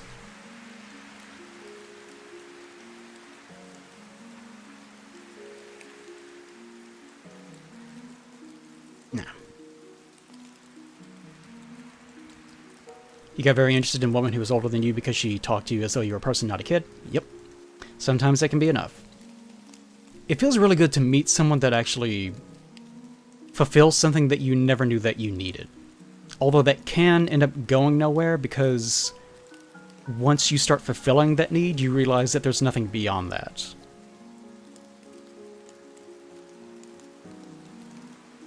That's one of the dangers of being young, because there's just so many things about yourself that you don't know are missing yet.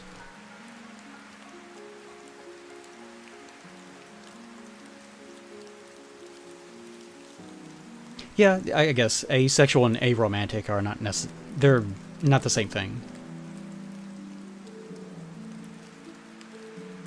Tips for someone close to entering the weird age that's going to be the early 20s.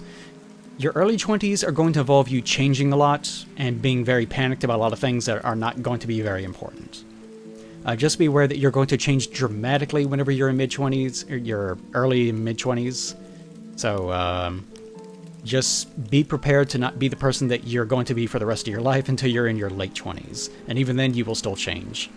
The person that I am today is actually dramatically different from the person that I was whenever I first started doing stuff on YouTube even. And that was whenever I was, like, 30 or so. I don't know, but I wouldn't really describe you as being asexual exactly. I get what you're saying, though.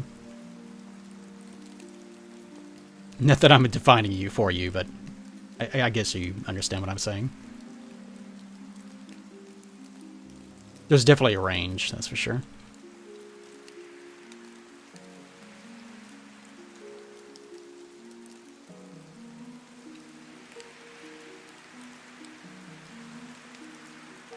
You're good at giving massages? I guess I am too. Doesn't come up very often, though. Oh, I hate dark chocolate. It does supposedly help with depression and anxiety, though. I have been drinking tea lately, though. Although I don't really care for tea, but still, I'll drink it all the same. Yeah, there's different kinds. Well, I guess it's not a therapist. A therapist is actually... Doesn't a therapist lean more to being a medical doctor as opposed to a psychologist or a psychiatrist? And a psychiatrist, I think, is more the sit down and talk through your problems kind of deal, and the psychologist is more someone that just analyzes it. Not quite sure. Been a while since I've thought about it. But there's different specialists for different kinds of things that you might need. If you're looking for someone like that, then I would suggest... There is a website, I can't remember what its name is. But it's, like an official website that is part of a larger scope organization that deals with getting people the help that they need. And you can search specifically for, you know, like depression or marriage problems or, you know, so forth and so on. Because there are people that specialize in each thing.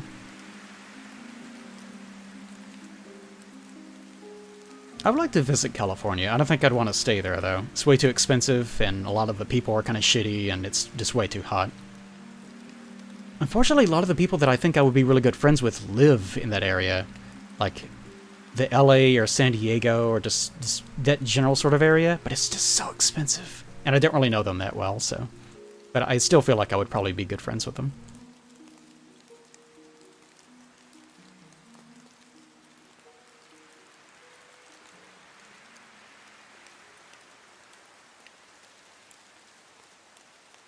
Yeah, Japan has its own issues.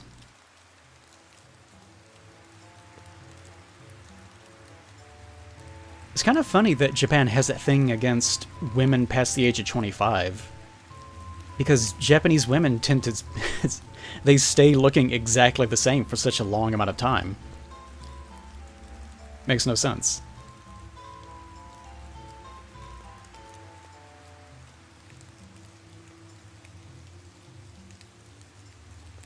Yeah, if I actually run into someone that's 25 years old, I think, oh, you're not even really a person yet.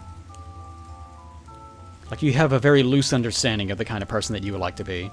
You're just not quite there yet. It's like a cake in the oven that is about 10 minutes away from being done. Like, if you pull it out, it's going to be a little bit watery. Maybe a cake isn't a good example of that. You had a 60-year-old flirt with you? I don't know, some 60-year-olds can fuck. Then maybe not, though. I get it, though. And sometimes some people will flirt with you and they want to feel attention. That's all they're really after.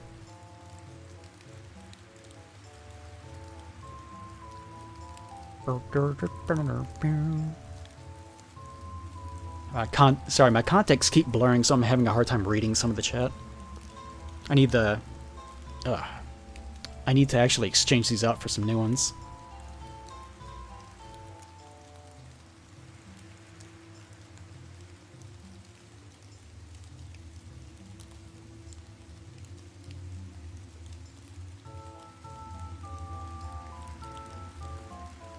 Yeah, psychologist, mental, psychiatrist. Are psychiatrists medical? Well, I guess they're more medical, yeah. I think I've always been told to go with a psychiatrist as opposed to trying to deal with psychology. Although psychiatrists, one of the jokes is that no one's in more need of a psychiatrist than a psychiatrist. Because they tend to have, one of the things that attracts them is that they have their own issues and they can get way too involved in with their patients. And the constant barrage of so many people's problems can really do a lot of damage for them.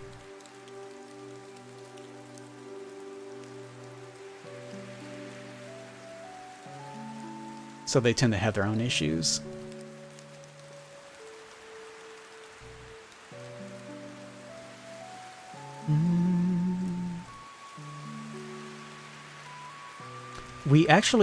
I live on...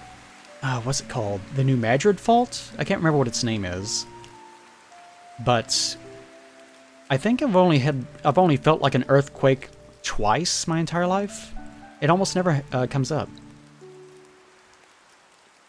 Am I a discomfort of gripes? I don't know. Honestly, I really don't gripe too much these days. Basically, it's just a bit for the Souls games.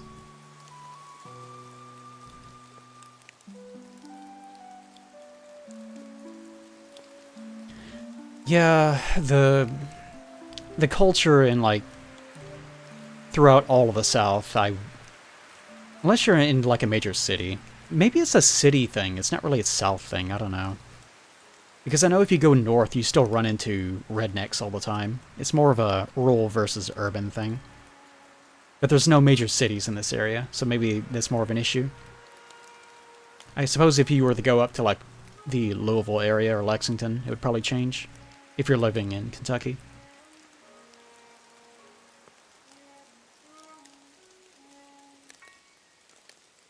$31 is the new cutoff? Well, good for them.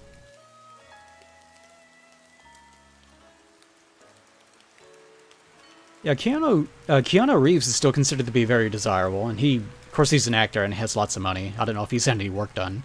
He doesn't look like he's had any work done, though.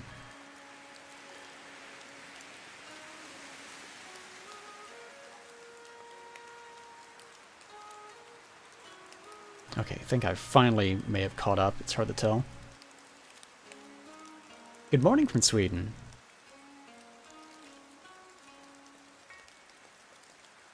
Sweden and Finland, that entire area is someplace I've always wanted to visit. Maybe not stay for long, but I've always wanted to see it.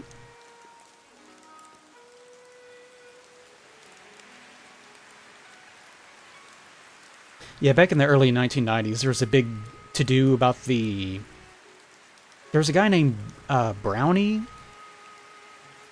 It's like a scientist that was reporting that there was about to be a huge earthquake that just never happened. But that was like a really big thing back then in this area. There was tons of news coverage about it. Even though, of course, nothing happened.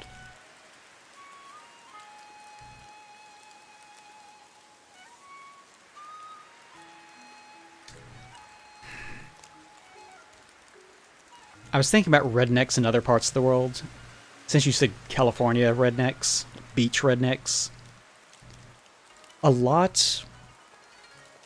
You know how I'm talking right now? Like, as a person, I'm very open, I'm very forward about what I'm thinking. I will talk very openly about things that a lot of people would consider to be catastrophic or dramatic or things like that. I'd think nothing of it. It doesn't bother me at all. Most of the people in this area that I would consider to be sort of rednecky are terrified of the idea of ever admitting to any form of vulnerability in any way. And I think a lot of the culture stems from that problem. Just the fact that they were raised in such a way to try to be impervious and invulnerable to everything, and they don't know, like, especially men, the idea that especially for a man, that you can have vulnerabilities but still discuss them in a way that does not make you vulnerable is something that a lot of them don't understand and they don't know how to do. If that makes any sense. It's like being able... A lot of men don't understand the idea that it's okay to cry and you can still cry in a very masculine way. A lot of men are raised with the idea that if you ever show any weakness at all, then you are a weakling. Which, you know, obviously is not true. And some are raised in the reverse, where they want to cry at a drop of the hat, and then they don't really understand why they are perceived that way.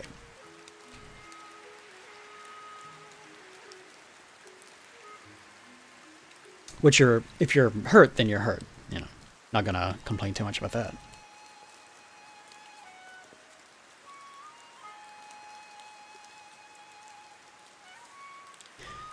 According to 2 stars, Finland is nice, but basically all forest and not a lot of people. From what Lumi said, Lumi YouTuber, she's a VTuber on Twitch. She is a very pleasant girl. I really like her. But from what she described, she is actually one of the most extroverted people in Finland. Even she's kind of introverted in a way. But the way she described it almost made it sound like the culture in Finland is such that you never really make friends outside of high school or college. And those are the people that you're going to keep forever if you keep them at all. And I think even in her chat I said that sounds like Finland's a very lonely place to live. And she almost seemed to sort of agree, but didn't really understand it in a way. And it's a very culture-driven thing that I'm kind of curious about. Curious about mainly just because America is so similar while being very dissimilar. Because Americans are very, very forward and very loud comparatively to most places.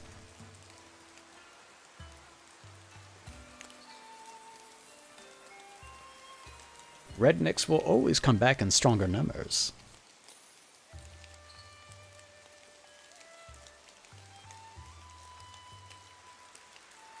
Yeah, it's what do they call it? Toxic masculinity, I suppose. Which I'm not too far into the rabbit hole with that stuff, but yeah. Men have been raised that way for a long time because there's not many, like, truly good men that understand those distinctions and are able to teach their children how to be, I guess, true men. Although the definition of a true man is also sort of an asshole thing to say, so I'm going to be kind of careful about that.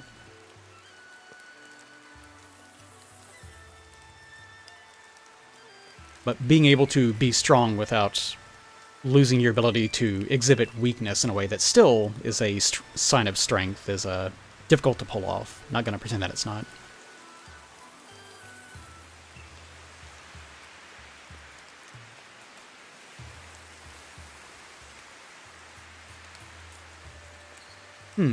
Rednecks in Sweden, in the far north.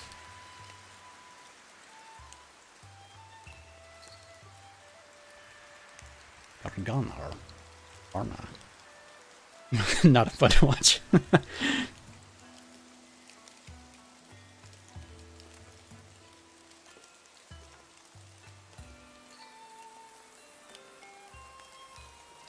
So it's more of a result of Soviet control? I know that's one of the reasons why they've been panicked lately. Because of Putin's obsession with the idea of it. His desire to try to reclaim all the former Soviet states.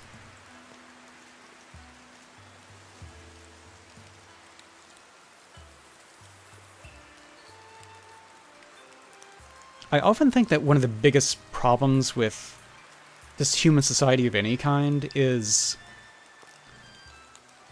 like, so many problems originate from whenever we're kids.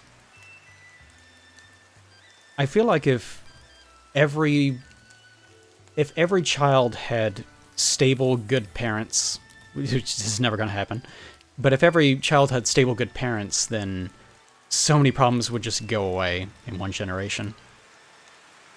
Like, if everyone was raised to be emotionally healthy. And I say that only because where do problems come from? You know, just you were born into them, and you didn't get a choice. And we end up handing down our insecurities to our kids. So it's just like a social sickness that we propagate. Which is one of the reasons why I like the idea of people having children later in life, because even if you had problems, usually your problems diminish to some degree whenever you are much younger.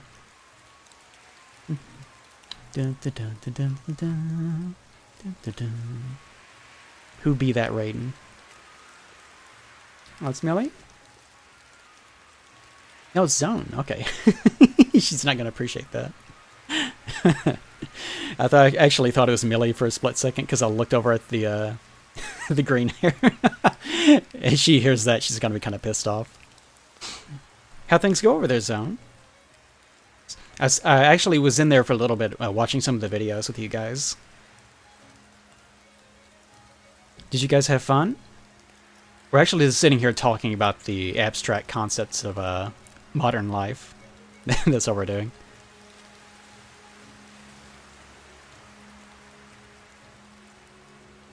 Yeah, Zeus, I think the most important thing that you could say, like the wisest thing that you could ever say is just, I could be wrong, or I don't know. Sorry, I'm trying to catch up with chat. Welcome, everyone. I appreciate all of you for showing up. Okay, now I have to scroll faster so I can actually try to catch everyone. But welcome, everyone. Thank you for joining us. Okay. Yeah, I did notice that it was indeed garbage. That is something I did manage to collect. There were one or two things that were interesting, though. I saw the dude that was like a brush painting.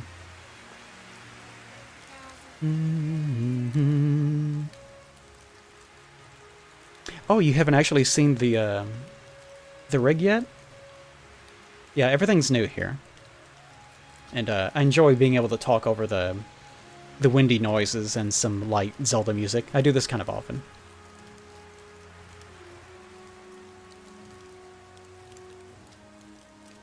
I enjoy flicking my ears back and forth. Thank you, Anonymous Gifter. Yeah, appreciate it. I'm a handsome cat, thank you. But yeah, we're just discussing random stuff. I think before you guys came in, we were discussing how there are rednecks across the world. They're not relegated to a specific location. And the reason why people would have that in the first place, and how it comes down a lot to defensive mechanisms and like insecurity with showing vulnerability in a lot of cases. Although that's oversimplification.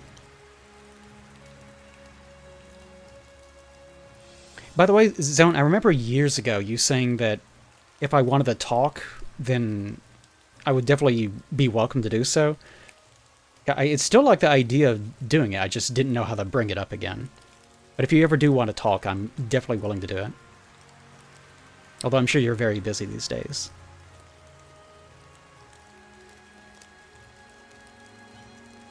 Oh, don't come in the sink.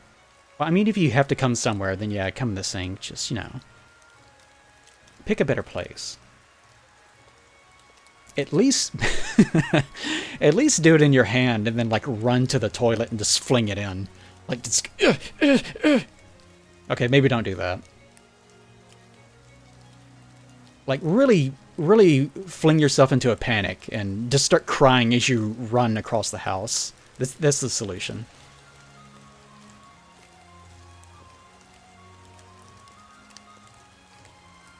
All of the inputs are actually being registered right now via an iPhone. Because iPhones actually have, I think it's called ArtKit, but it is the best tracking software that is currently available. The big one is probably the eyes, like being able to just do very small iterations of your brow movements and stuff like that. The tracking via VTube Studio and Steam is actually not that bad. It still works okay, but as long as you have something like an iPhone X, that should be enough. And especially if you can write it off as a business expense. If I had a choice, I would definitely not have to... I would definitely not buy an Apple product unless I had to.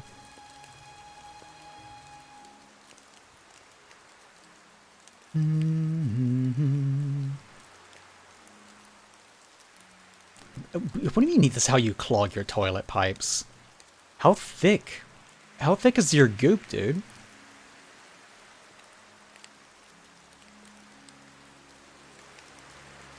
I haven't checked my... There's probably nothing new in it, but I haven't checked my art tag in a while.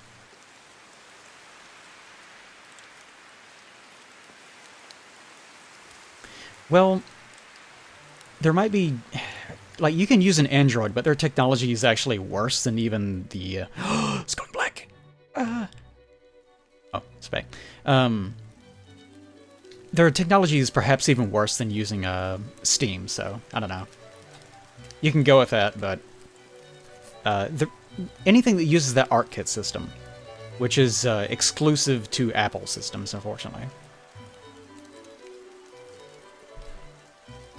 Yeah, I try to make sure that my streams are more or less peaceful most of the time.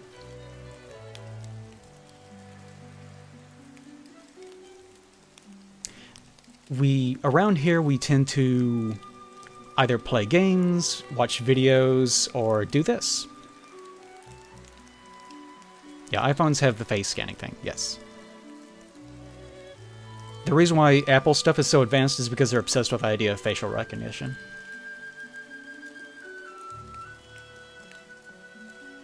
See, that's another reason why I did not want to ever live in California, is just because I really like the rain. I like nature, I like the rain, I like being somewhere relatively cold, but I also don't want it to be so incredibly wet and cold all the time that it's just constantly, you know... I wouldn't want to live in Seattle. My phone is actually red, that I got for this purpose. I got it specifically because it was It was the cheapest color. And also because I figured I'm going to lose this thing one day. This thing's going to fall out of its holster. It's going to fall behind that dark desk. And I'm going to need to see it. And if it's black, or if it's purple, which the purple one was almost the same cost, then I'm going to lose it forever, and I'm going to be pissed. So I went with red. I would like to live near the ocean. I don't really like the ocean, but I want to eat actual seafood. As you can imagine, living in the middle of Kentucky, you don't get access to good seafood. You can go to Walmart and buy something that used to be a fish about 5 months ago.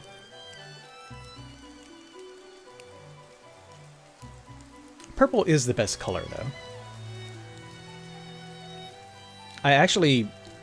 The color of my little kitty here is actually not my exact... Like, the color of my markings is a little bit closer to my favorite color. But my kitty cat had to be a little bit lighter than that, just so that you could actually read expression. Kentucky.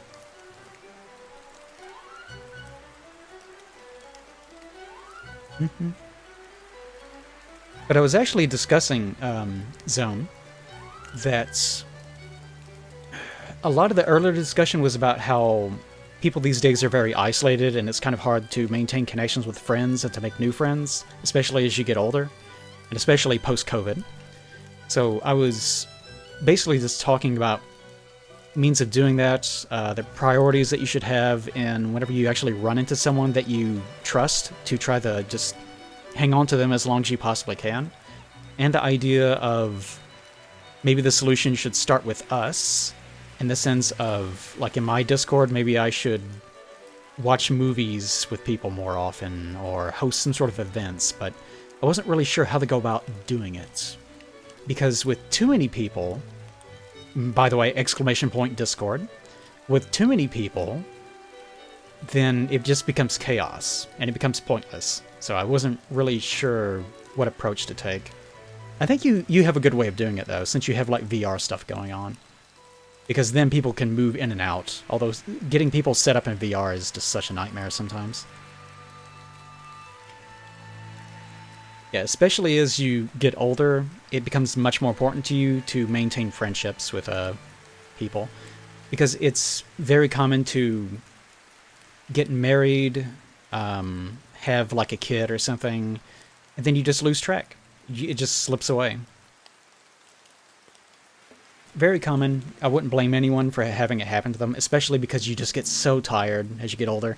Because you're doing so many things, you just want to shut off, but that's the only way to do it. You gotta reach out. You just gotta keep doing it. Discord is a haven of sin, though. That is true.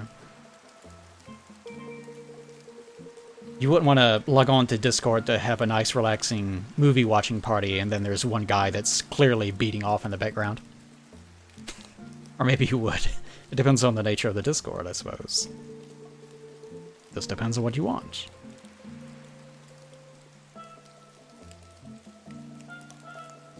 The Bone engine for VR? No.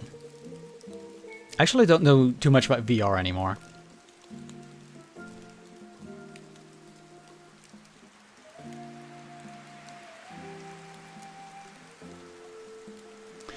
Yeah. Honestly, you know what? All of the best friends that I have ever had my entire life, and this goes for every single one of them, have always bonded over Star Trek: The Next Generation specifically. I never planned for that. That's just how it works. For some reason, that is true of like everyone that I've ever really trusted on a very close personal level. So it seems like a really good way to try to meet new people, because like one of the best ways to meet new people is to have something that you love talking about, that has enough depth to it that it develops into other conversations. And TNG is good for that, even though now it's a boomer program. That's true, Chad does have a desktop mode. I always forget about it.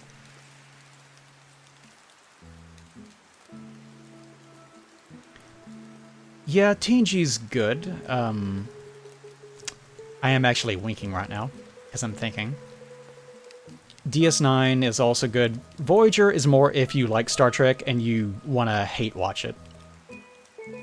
Because Voyager still is quite entertaining in its own horrible way. The original series is kind of hard to watch, though. It's good for background noise, but just sitting down and watching it, it's too much of a product of its time, I suppose.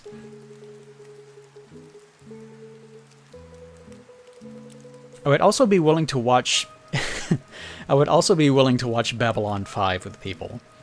Although, that is not as good as TNG, but it still gets very entertaining eventually.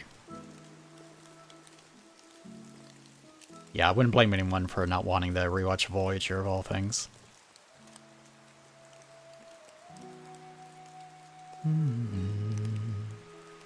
I also really like watching the animated series that happened after the original series came out, because it has the original cast as the voice actors, and obviously the animation is very limited, but if you manage to look past it, it still has quality writing, which is very unusual, because a lot of the writing actually were just the original episodes that did not get filmed.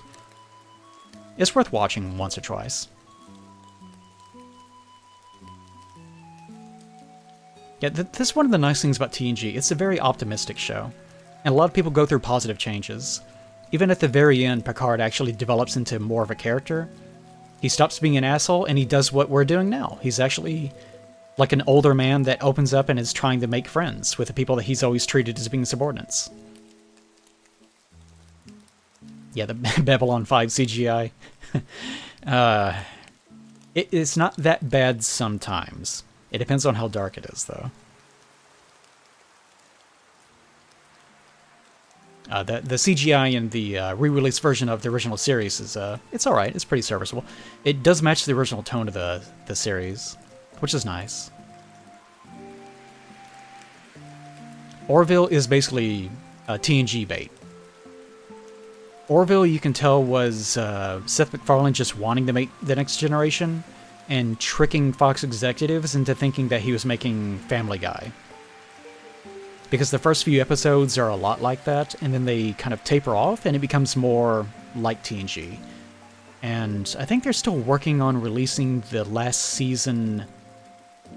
I think it's next year. But the final few episodes of the past season are very, very similar to TNG. Yeah, TNG starts getting good at season 3 and kind of starts going downhill beginning of season 6, I suppose. In the animated series, Spock does indeed summon Satan.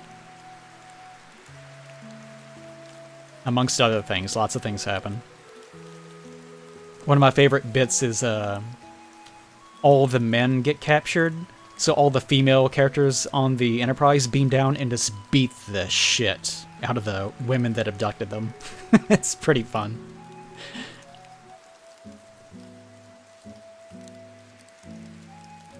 Oh yeah, he also did the Star Wars Family Guy stuff as well, Seth. Yeah, Norm Macdonald. Yeah, I always forget Norm played the slime. So they won't be able to bring him back. I wonder how they handled that.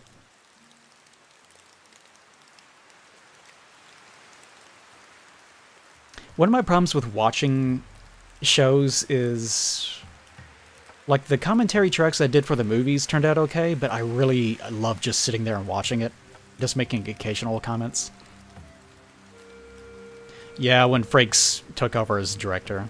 Because Frakes was obsessed with the idea of it being action-oriented.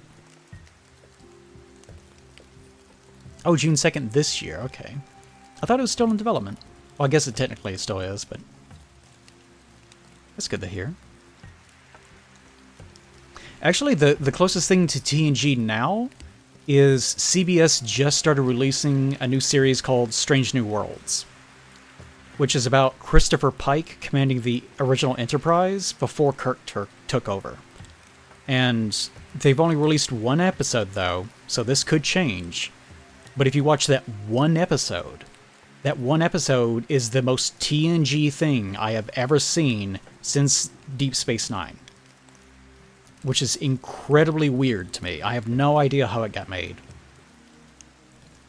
And they're even advertising it in the same way that Discovery looks and sounds. So if you see those commercials and like, it just looks like Discovery schlock. I agree, but if you actually watch the show, it really is just TNG. It's very odd.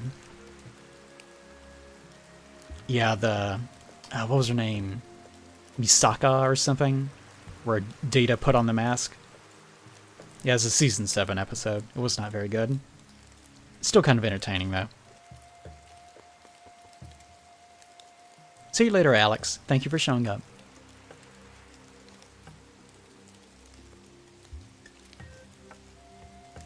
Damn it, Zone. I was just about to bring up the fact that Beverly was seduced by a horny ghost. I actually, funny story, on Twitter, the actor, what's her name? Beverly Crusher's actor. What is her name? It escapes me for the moment. But she was discussing that episode, and I remember responding to her and saying, "Oh, no, wait. She was showing off that GIF of Gates McFadden. Yes, thank you. I don't know why. Anyway, Gates McFadden. She posted that image of Brent Spiner slapping her in the face during an outtake, and her collapsing into the Counselor Troy's chair. That GIF, if you know what I'm talking about. And I said, that's what you get for being seduced by a Scottish ghost, I think I said. And she responded to me and said, it was an Irish ghost, thank you. I've had 2 interactions with the TNG cast, and the other one was Brent Spiner getting angry at me about bees. Which I guess I won't go too much into. Brent Spiner's a kind of an angry guy in the first place, though.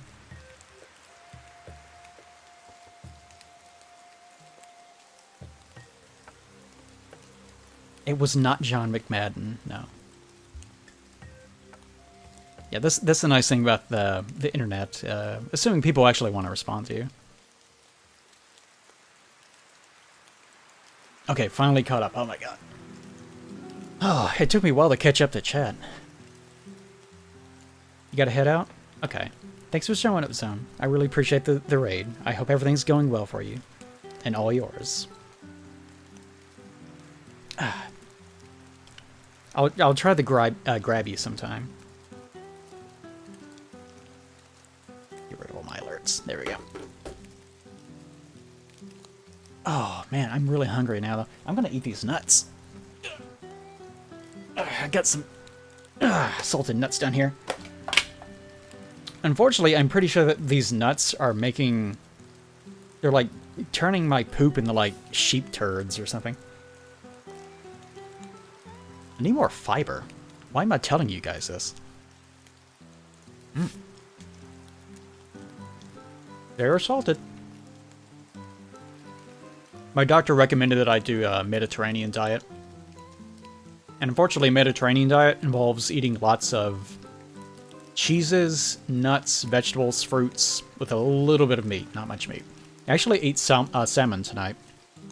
Oh, I didn't bring that up.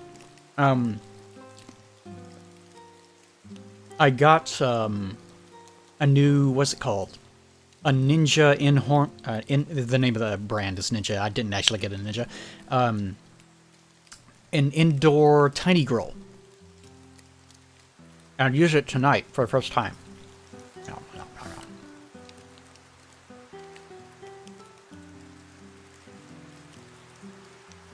Grits, urinate? I don't like grits. But I'm very texture-based. I don't like anything that is, like, sloppy. The only thing that's sloppy that I really eat at all would be, like, applesauce, and I very rarely eat that. I usually want things to be solid.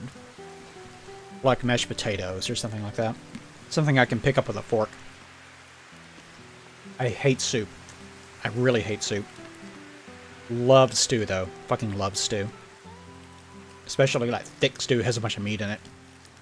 Fuck yeah.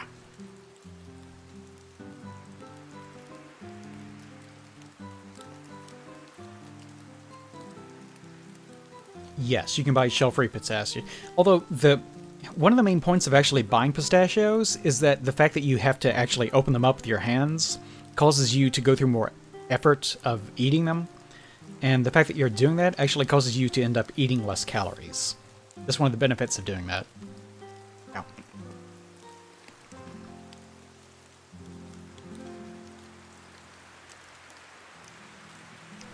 Ow. A lot of people do eat sort of Mediterranean diets without realizing it. I mean, you can use your teeth, but like, don't do that. Even though you can't feel it, you are doing like very small amounts of damage to your mouth whenever you do that. Now, what are your guys' opinion on lobster, anyways? Some people are like, oh, I love crab, I love lobster, but they're just slathering it with stuff. To me, crab and lobster doesn't really have any taste whatsoever. So it's just like, I don't know. But then again, the only kind that I've ever have been in restaurants in the middle of Kentucky, so not exactly getting the best example of it. I want to go to a coastal city where they actually do that all the time. There's so many things I want to do, but I just don't have anyone to do that with. That's my problem right now. I have plenty of money to go traveling. I just, yeah, there's no one to travel with.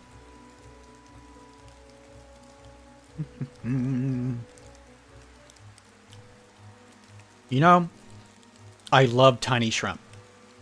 There used to be... It probably still exists. Most of them have gone out of business, but there used to be a restaurant in this area called Ryan's. And at Ryan's, it was a buffet. You could actually order meals, but no one actually did that. Everyone just went to the buffet. And we would always go there on steak night. Because a guy would just be up there just making tons of steaks, and you just go up there and ask him for like a medium or whatever, and he would give you one. Really nice. But they had these very specific tiny shrimp that were in this, like, it is like a sort of a cheesy batter. And those things fucking ruled. But, unfortunately, all those places kind of went downhill and started failing a bunch of health checks, and a lot of people started getting sick because they just, I don't know, something about their management fell apart. And they just got so bad that people stopped showing up and they all went out of business. But before that happened, it was a good place to eat.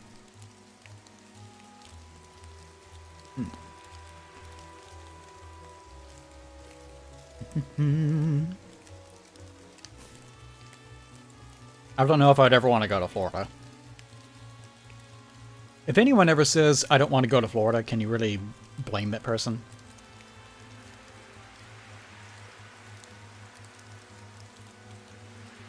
Oh, if anyone lives near the Missouri area, or excuse me, Missouri. If anyone lives near Missouri, do you know of a place called Lambert's? Tell me in chat if you know what I'm talking about. There's a restaurant called Lambert's. Lambert's is famous for throwing rolls at you. Yes, exactly. They're also slightly less famous, but also well known for having absolutely fucking gigantic chicken breasts. Like, I don't know what drugs are given those things, but god damn. Lambert's is so weird. You'll go there, you will wait in a line to get inside of Lambert's for probably about 3 hours. I'm serious. And, well, it may be different now. This is like back when COVID wasn't a thing. You will go there. Cardiac phone actually is a good idea, but not tonight. You will go there, sit down. People will stand up front and they'll just start throwing rolls out into, like, the tables. Like, you'll let signal and they'll try to throw you one. And sometimes they'll just miss, and it'll fall on the ground. And you'll it's a very weird place. And guys will come around with, like, big pots of macaroni or, I don't know, cottage cheese. No, I couldn't think of anything else. White beans, I guess. Something like that. And, they'll just, like, hand out condiments like that. It's a very unusual place, but it's a fun place to eat. It's, very thematically presented. I like places like that, but there's not many in this area.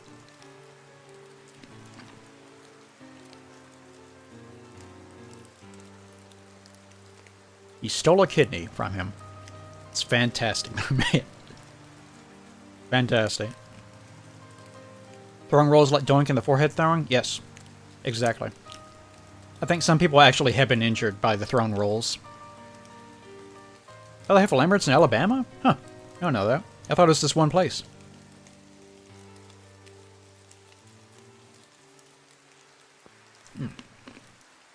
Yeah, they also give you gigantic drinks. I forgot about that. It's a really hard place to get to, though. At least from here.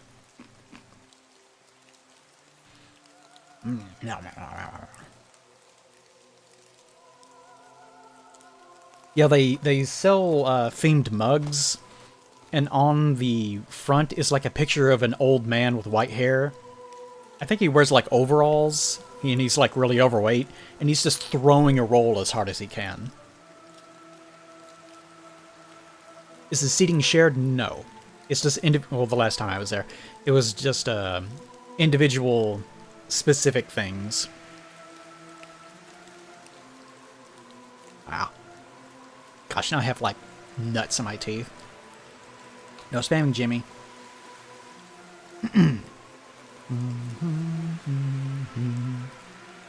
How good are the rolls? As I recall, the rolls are actually very good. Although the last time I was there was like, I don't know, 10, 15 years ago. What the... Oh, I forgot in this track there's a lady wailing. Yeah. Yeah, if you go to Lambert's, you will devastate your body. You will just ruin yourself. But it's fun. It's one of the reasons why I'm kind of sad that I don't drink in a way. Because there's so many different bars and stuff that you can go to that are specifically themed. Like there's sort of a speakeasy style bar in Nashville. I forgot its name already. Gosh. But it's very, it's like 1920s, 30s themed. And very classy looking. Ah. Yeah, I could still technically go, but of course the main problem now is that I just don't have anyone to do this stuff with.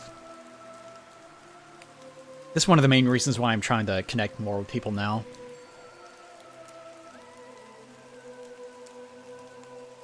Like, honestly, now it feels like I'm just getting started living my life correctly. It just took so long to escape all the shit I had to go through. Excuse me.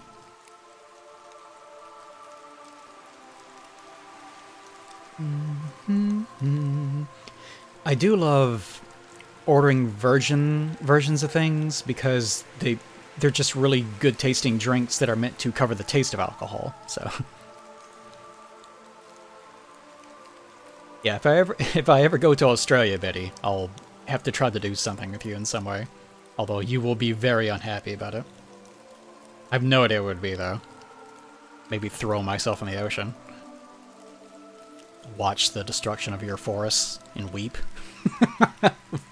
A fun night out.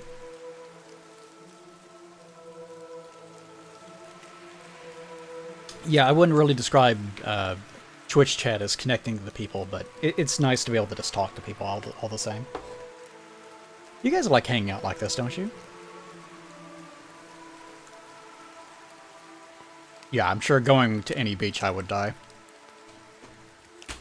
Yeah. Did you ever... You said something about making another attempt at sending candy. Did you ever do that? It's okay if you didn't. I was just wondering. I completely forgot about it.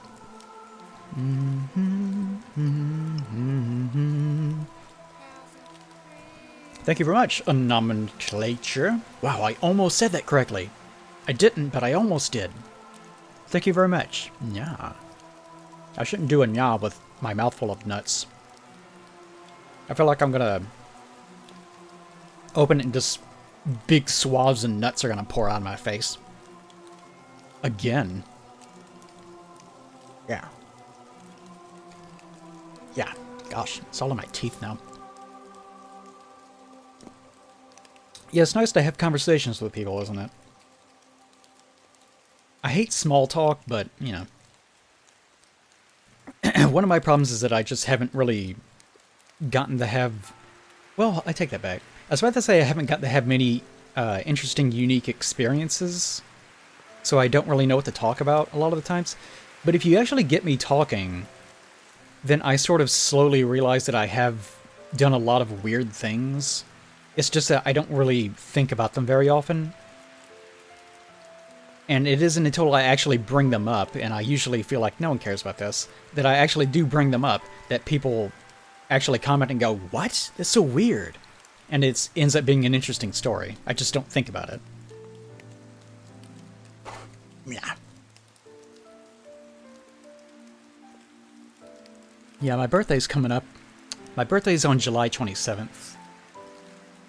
Something in the past that I've done is I've always told people, don't celebrate my birthday, it's such a bother to people, I don't want to hear about it, I don't care. I'm actually reversing that because I've realized that's really toxic to myself. I still don't want people to be put out doing anything, but it is very nice having people actually think about you and show appreciation for you. So I would say it actually is important to at least mention that you're thinking of someone that day. That is very nice.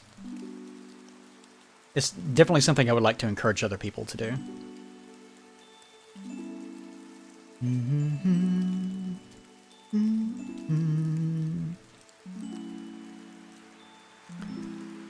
Yes, Twitch.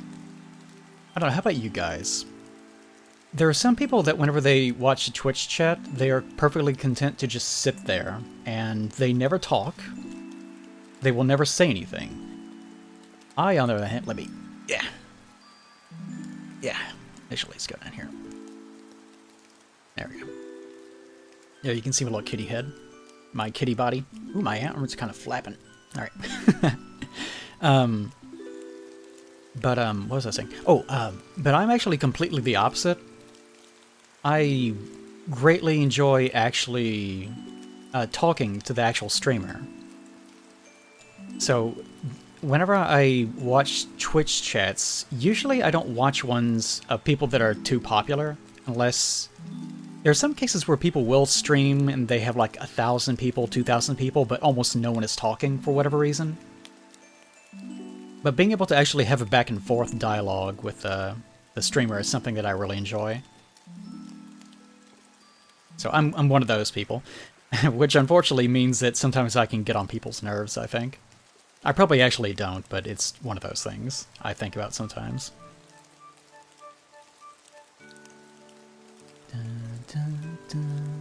There we go. Go over here. There we go.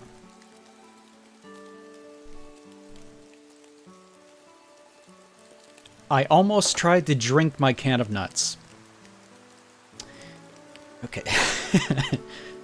Thank you, Nomenclature. I appreciate you, buddy. I always enjoy hearing people say that they've been watching me for a long time. What do you think you'll get her 2 stars? Show feet? There's not much to see. See my little kitty feet? My little kitty tail? No, I never thought about it. I probably should have had him... Nah, that was a good decision on his part, actually. Kim didn't actually have my tail switch places if I turned too much. That's actually a good decision. It would look too ridiculous, it swinging around like that. There'd be too much action. Wouldn't want to get too excited. There we go.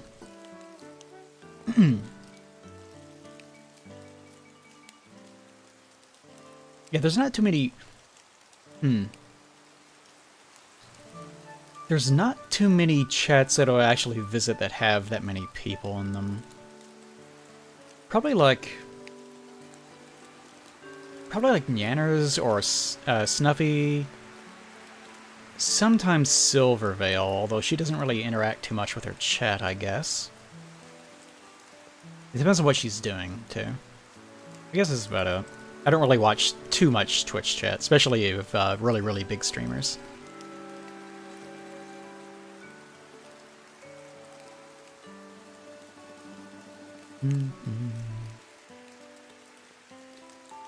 Yeah, I imagine ADHD must be really paralyzing. I'm glad I don't have it.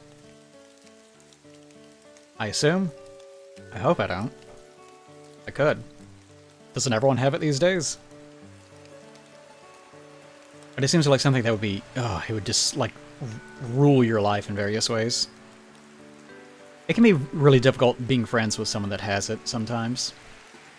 Just because you're, like, trying to concentrate on something that might benefit them or make them happy in some way, and then they're gone.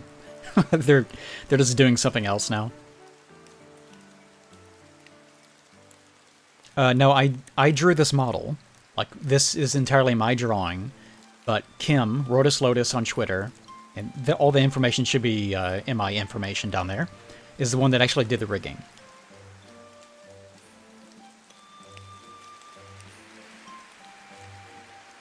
Yeah, people that have Twitch chats that just fly by, I have no idea how they manage to do anything. There's something really disenfranchising about it. The idea that you will look over and see... You can't even see names anymore. It's just words, and typically the only thing that you can actually read is someone sending one word that communicates something. Like good, or yes, or penis, you know, whatever. Like, you just recognize that someone said something in as few words as possible, and you don't even know who it was. That must, like, that would drive me insane, because you can't have a conversation with anything. There's no dialogue. It's just like watching credits roll on a movie that's going 10 times its normal speed. It's awful.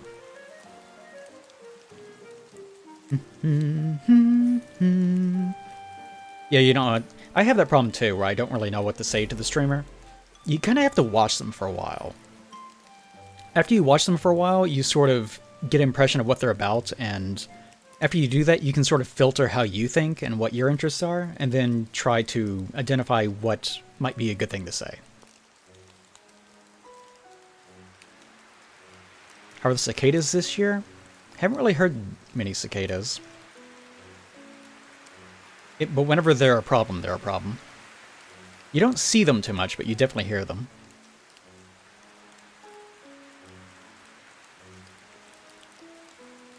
What do you mean, drew me with a big wong? I do have a big wong. What are you talking about?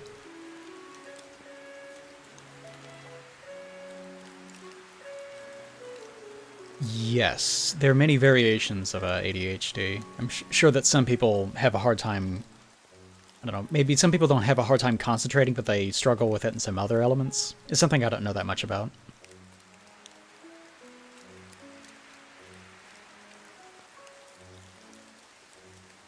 Yeah, at that point, the chat just becomes an entity. It's not even a conversation, there's no dialogue happening, it's just... Like, one of the reasons why you see big chats doing nothing but spamming one emote is because they're doing it as sort of a colony organism. They're communicating one general reaction that all of them are having. And the only way of actually getting the streamer to see it is if you all do the same thing at the same time. It's very strange. What's my favorite movie? The Thing. I have a commentary with Pat and Paige on my channel for The Thing, which went pretty well, I think.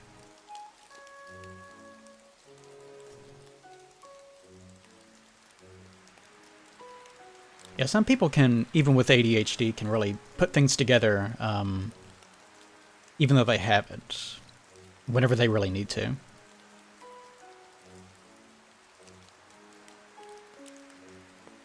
How's the smell of Kentucky? I guess fine. Kentucky is rural enough that it actually does smell like nature. You don't have any real city smell anywhere. tell you, whenever I went up to Columbus, I think it was, whatever the first city is across the Ohio River, whenever you drive up from Kentucky, oh, that place smelled and it looked awful. Maybe it's Cleveland. No, I think it's Cleveland. I can't remember which is which.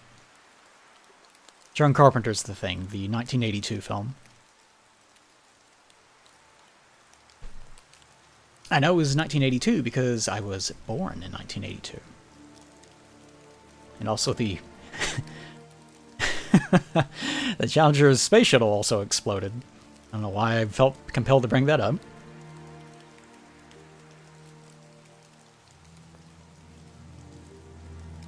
Gripes the Link's OnlyFans. I don't know. That's up to people that want to draw it, I guess. Heading out? Okay, Pistol. Thank you very much for showing up. Dun, dun.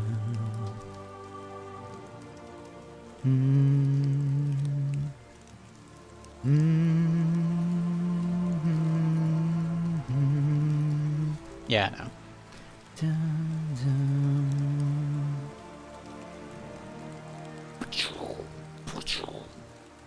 I don't get to do that too often. It's kind of fun. Is it Cincinnati? Yeah, that sounds about right.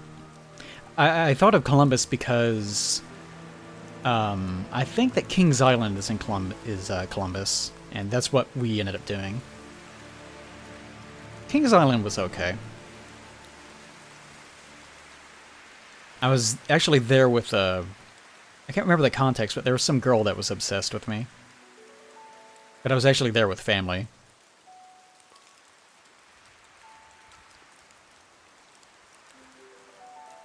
Where would I move out of the States? Of course, every time that I think about moving, I want to move somewhere where I have people that I can trust. So for a realistic answer, it would probably be Canada, just because I either know Wooly or I know Pat and Page. I would probably move near Pat and Page. For a non-realistic answer, if I could just lift whoever I wanted to and have the perfect living environment and just make people go to where I am, I don't know. I would have to visit more places. Hold on, let me find this. There is an area that I've always wanted to visit. Slovenia, that's the name of it, in Europe. There's a very tiny country called Slovenia. It's very close to Italy and in Croatia. And I've always seen pictures of its environment, and it has lots of rolling mountainous terrain and stuff. And I've always wanted to actually see that in real life because it looks really nice. But if not that, I would want to check that out first.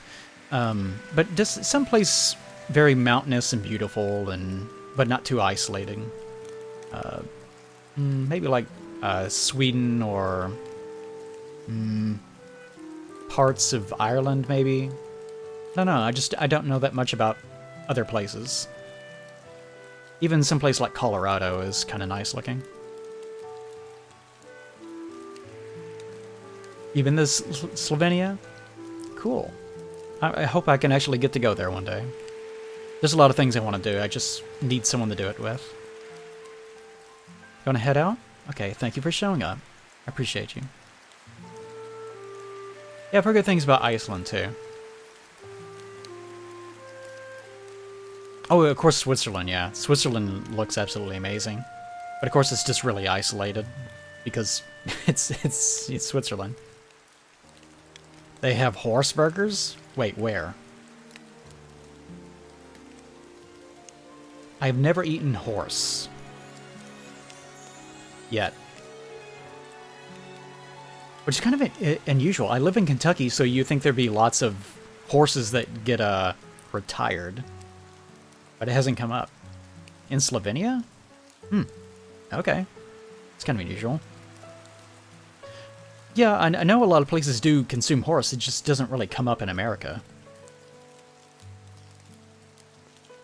Is it crazy mayor? They import palm trees? I don't know. For some reason, a lot of the smaller European countries are run by crazy people, and they do very bizarre things.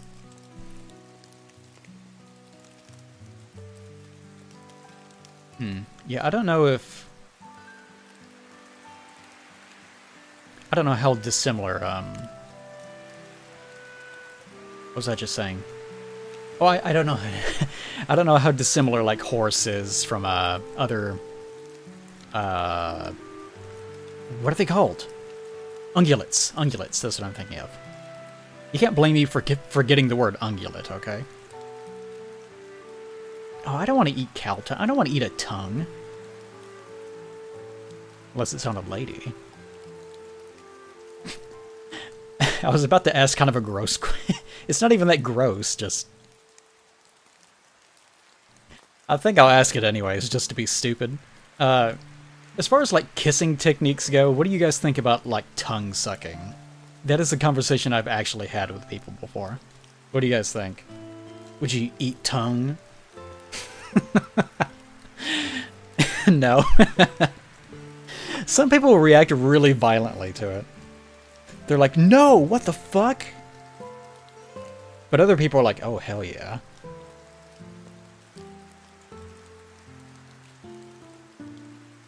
Don't actually consume the person's tongue, though.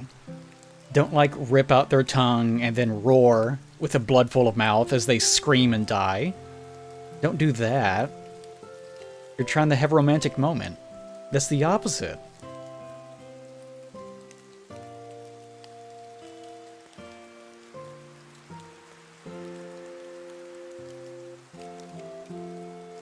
Yeah, some people do freak out about it.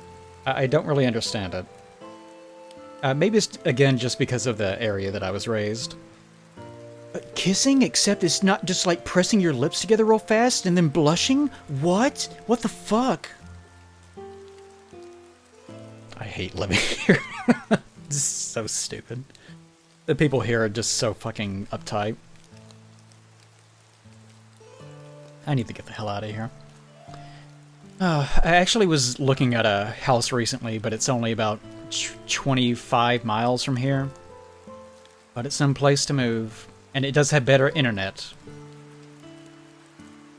It would be a change. I really want to make a major change right now, but it's just too risky. I can't afford to just pick up and just leave to some random city and just hope that I'll run into people.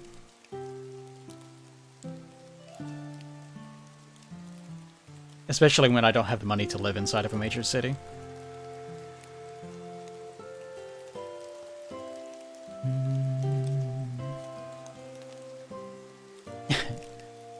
Tongue sucked like face off. I'll pass. Tell you what time is it? Oh, goodness. It's pretty late, actually. I didn't actually want to do this long. What about my farm? There is no farm anymore. Like, ever since my dad died, we have taken the opportunity to dissolve as much as we possibly can between everyone in the family.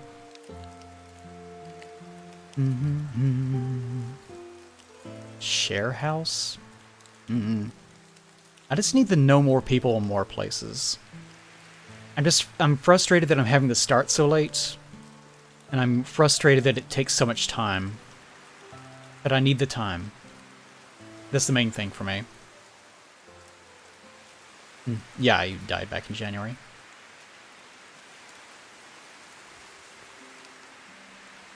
Yeah, I just need more time. I need a lot more time. And I just need to know more people. Will I move to another state? I don't know. I would need to actually know people in another state. Which Paige is a very different person from me, so she doesn't really understand this, but I've tried to explain to her I can't just leave to some random place. Because she's done that in the past. She's just picked up and left. I can't do that. I need to have anchors. I need to have people there that I can trust, that I know are looking out for me. I really don't like the idea of just moving to some... Like, just moving to Chicago where I know no one, or moving to Los Angeles where I know no one, and just faffing about in, like, random bars? Or just walking around on the street? Like, how do you meet people like that? What kind of life is that? That's awful. Why would you do that? There's not even a job to go to where you can sort of slowly expand out. I would just be there. What a nightmare. You know how frightening that is? Ugh. But yeah, Paige is one of the things that we kind of butt heads about. She's on the complete opposite end of the spectrum from me. Like, I'm very, very cautious by nature. She's not. She's the complete opposite. Which is fine. It's one of the things I actually like about her. It's just that it results in us not being able to agree on things like that.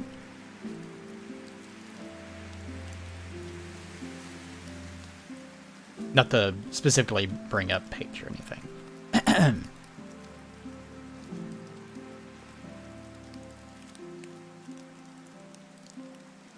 Yeah, 2 stars, that's the problem. It's just the continuous loop of, I need to do this, but here's the problem. That was my problem a few weeks back. It was a sort of a vicious mental loop I kept getting caught in, where I realized in order to meet people, I need to be able to leave, but in order to leave, I need to meet people. And that's the thing that was like driving me crazy. So my solution has been to just try to be as open as possible online, and then hoping to kind of grow enough that I can go places that I'm not used to, where I at least will know people that I trust enough that I can get to know people in that area. Like Nick from Bitter Bits is a good example of this. We've been friends for quite a while, but we've obviously never met. We've never done anything together. I'm trying to spend more time with him and his wife online in order to try to get to know them better, so that whenever I'm better strength, then I can just go visit them and just hang out. Which may not result in anything as far as learning the area or liking the area even, but it's a new experience, and that's what I'm looking for. So if you're trying to do something similar as far as expanding the range of your personal experience and the people that you can run into, something like that is a good way of handling it, I guess. Yeah. Or if you know someone that travels a lot, maybe hang with them for a bit. Like Paige would be that for me, but she's stuck in a situation where she and Pat are doing so many things as far as trying to settle themselves. It's not an option.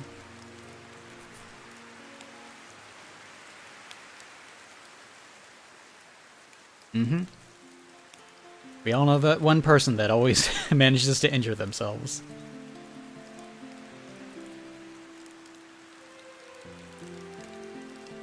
Well, if Los Angeles, if I can move to Los Angeles and buy a house for 150K or something, then we would not be having this conversation. Maybe.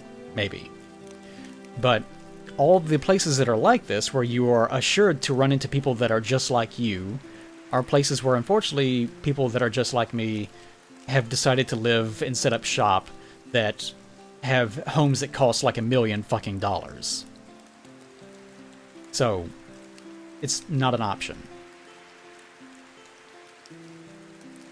Hello, Retin CC.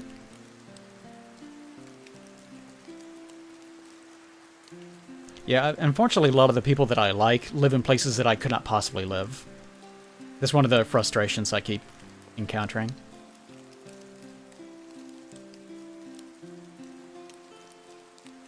Yeah. If you want to live somewhere that's relatively close to a major city, like Seattle or Los Angeles or something, you're still going to have to pay out the nose, or you're going to have to live in a trailer park, essentially. I want to just convince everyone that I like to move away from these places, but that's not an option either. It's very frustrating. Then again, maybe the solution is to just make lots and lots of money. Maybe that's the solution. Maybe I should just become a millionaire. I should just choose to be a millionaire. That was the solution the entire time. How could I be so foolish as to not see that?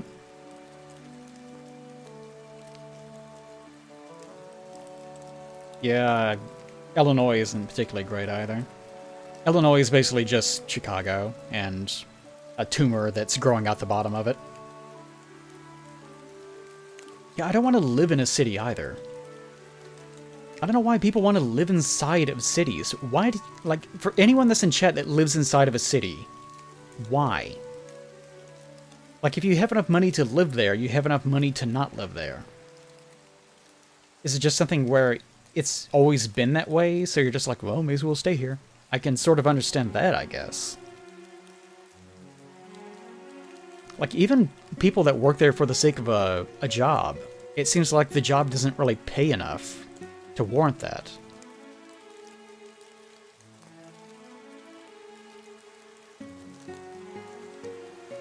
Yeah, I guess some people like the density, I don't know. It just gives me anxiety.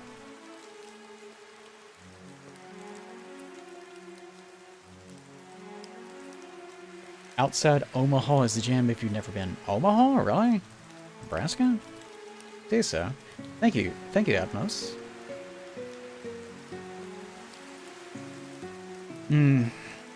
Yep. Maybe just more money is the answer. Which I don't like. I've never liked money. It just creates so many problems. Although, supposedly making like 75k a year. Like, I've always heard this, that studies show that once you hit 75k, that's about as happy as more money is going to make you, as far as its spiking goes. And the more money that you make, you get a little bit more happiness. But often, the more money that you make, the more problems that it brings, which causes so much more stress that it ends up offsetting it. So let's do that, everyone. Let's all just make $75,000 a year.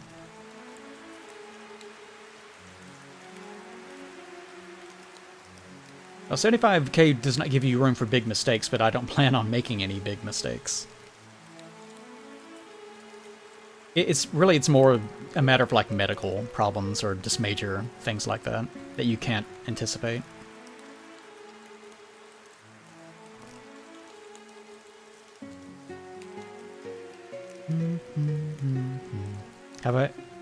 I've never visited anything. That's my problem.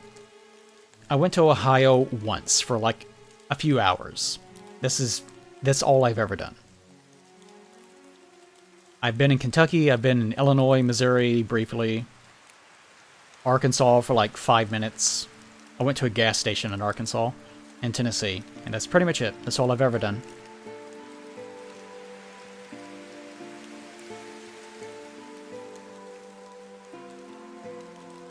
Ever left the country? Nope. Not at all. I would like to someday, just... I need a reason to. I need people to do it with.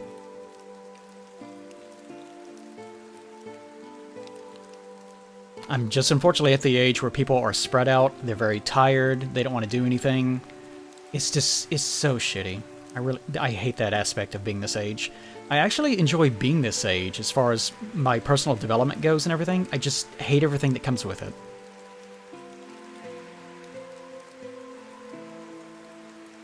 I just miss the personal aspect of being this age. That's what I miss the most. Yeah, I'd probably like Maine. Maine's a nice looking area. I've actually considered the idea of going out there before. Back when everyone was in Montreal. Yep, old enough to understand, tired enough to not act on it. Well, I'm not tired enough to not act on it. I have the energy. I'm actually fairly motivated for someone my age. It's just that no one else is. Like, I actually feel like I'm in my late 20s or early 30s. I've always been this way. I always feel younger than I actually am. But no one else does, so it doesn't match up. Been around the 40 countries, gosh. I mean, I don't fetishize the idea of visiting other countries, because I get the impression I would go there and be like, oh, interesting. But it's still an experience that I've never had. It's something that I want as an option. It's not something I'm obsessed with. Yeah, you could go to Mexico. It's gonna be cheap. I don't know if I'd want it to be my first choice, though.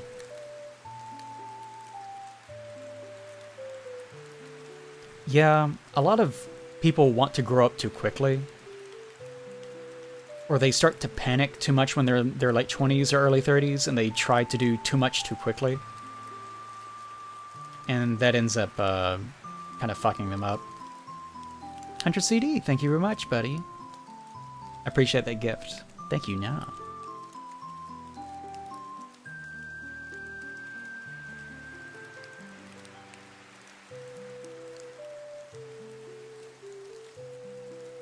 You've never left the country that you were born in either? It's very natural. Most people aren't like that. Most people just kind of stay where they are whenever they're born. Especially if you can find someone that you're happy with. Because it's kind of hard to bond with people that have completely different life experiences than you. So it's perfectly natural to end up forming connections with people that you're very close to physically. Yeah, one of the best parts of going to college, actually, is just being exposed to things that you've never seen before. That's one of the reasons why segregation is so bad. This is a weird offshoot, but just being forced into being exposed to things that you can only make assumptions on otherwise is one of the best means of actually growing as a person.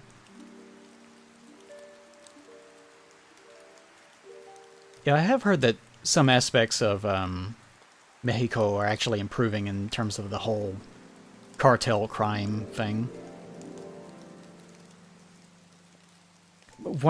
Unfortunately, being in the United States, since Republicans are so obsessed with the border, like anytime that there's a slow news day, they have nothing to bitch about, they'll start complaining about waves of migrants, migrant criminals rushing in from the border of Mexico. So you can imagine that American culture does not paint Mexico in a favorable light, unfortunately. So I don't feel like we're getting the truth of the matter one way or the other. It's one of the shitty things about living in the States.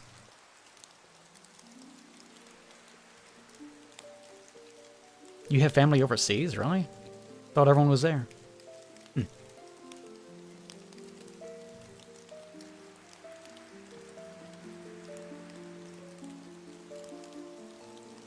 Yeah, I feel like I follow every VTuber. Nice name. Appreciate that. I feel like most people do prefer cold places in a way, or at least cool places. But a lot of people just tolerate living in hot places. A lot of relationships are formed out of convenience, it's true.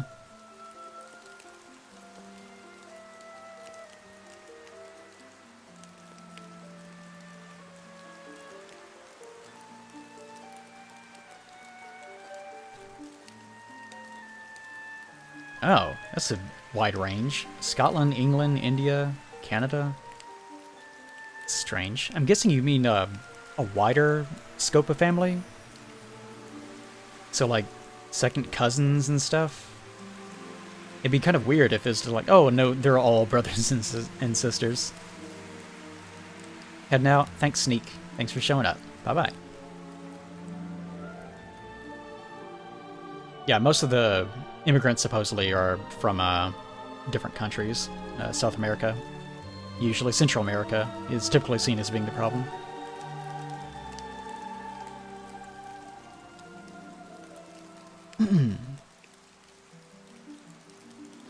Women do indeed not like the cold, that is true. Being able to dress up from the cold is the thing that I'm always obsessed with. Aunties and uncles. Okay, yeah, I get it. Let's see, what's going on? I wonder what he's doing tonight.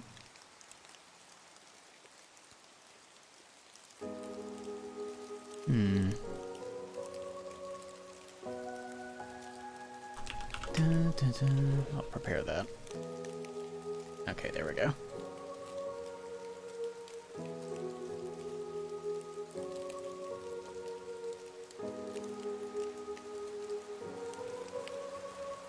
See, that is the test for me. Is a place cold enough that whenever I go outside, I can wear a jacket and it's not weird? Because I love wearing jackets. And also, I love it being just barely that cold enough. That's the good shit right there. This is the jacket test. How many times are in Australia? I don't know. It seems like the middle of Australia is just a vast desert wasteland, but what do I know?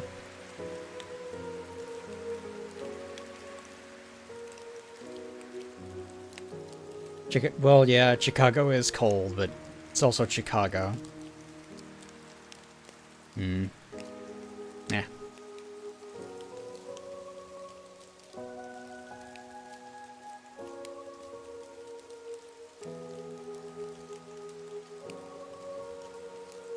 Really, I think it's the traffic that bothers me the most about being in a city. I guess you could just walk everywhere, but there's only so far you can walk. Otherwise, it's a nightmare. I can see why people don't want to actually drive in cities. It's already congested enough as it is, and I feel like I'm going to have an accident every time I even get on anything that's even remotely close to a highway near a major city.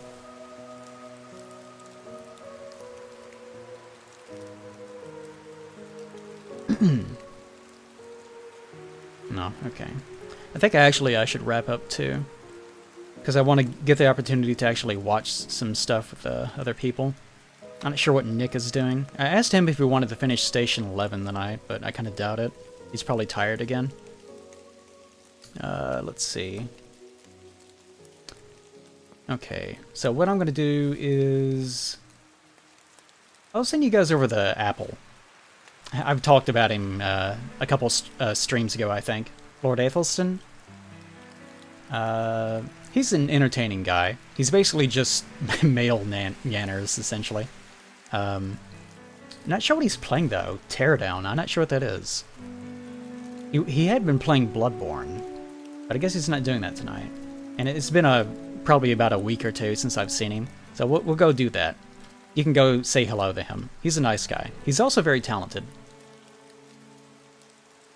That should be fun for a bit. Hope you guys enjoyed hanging out with me.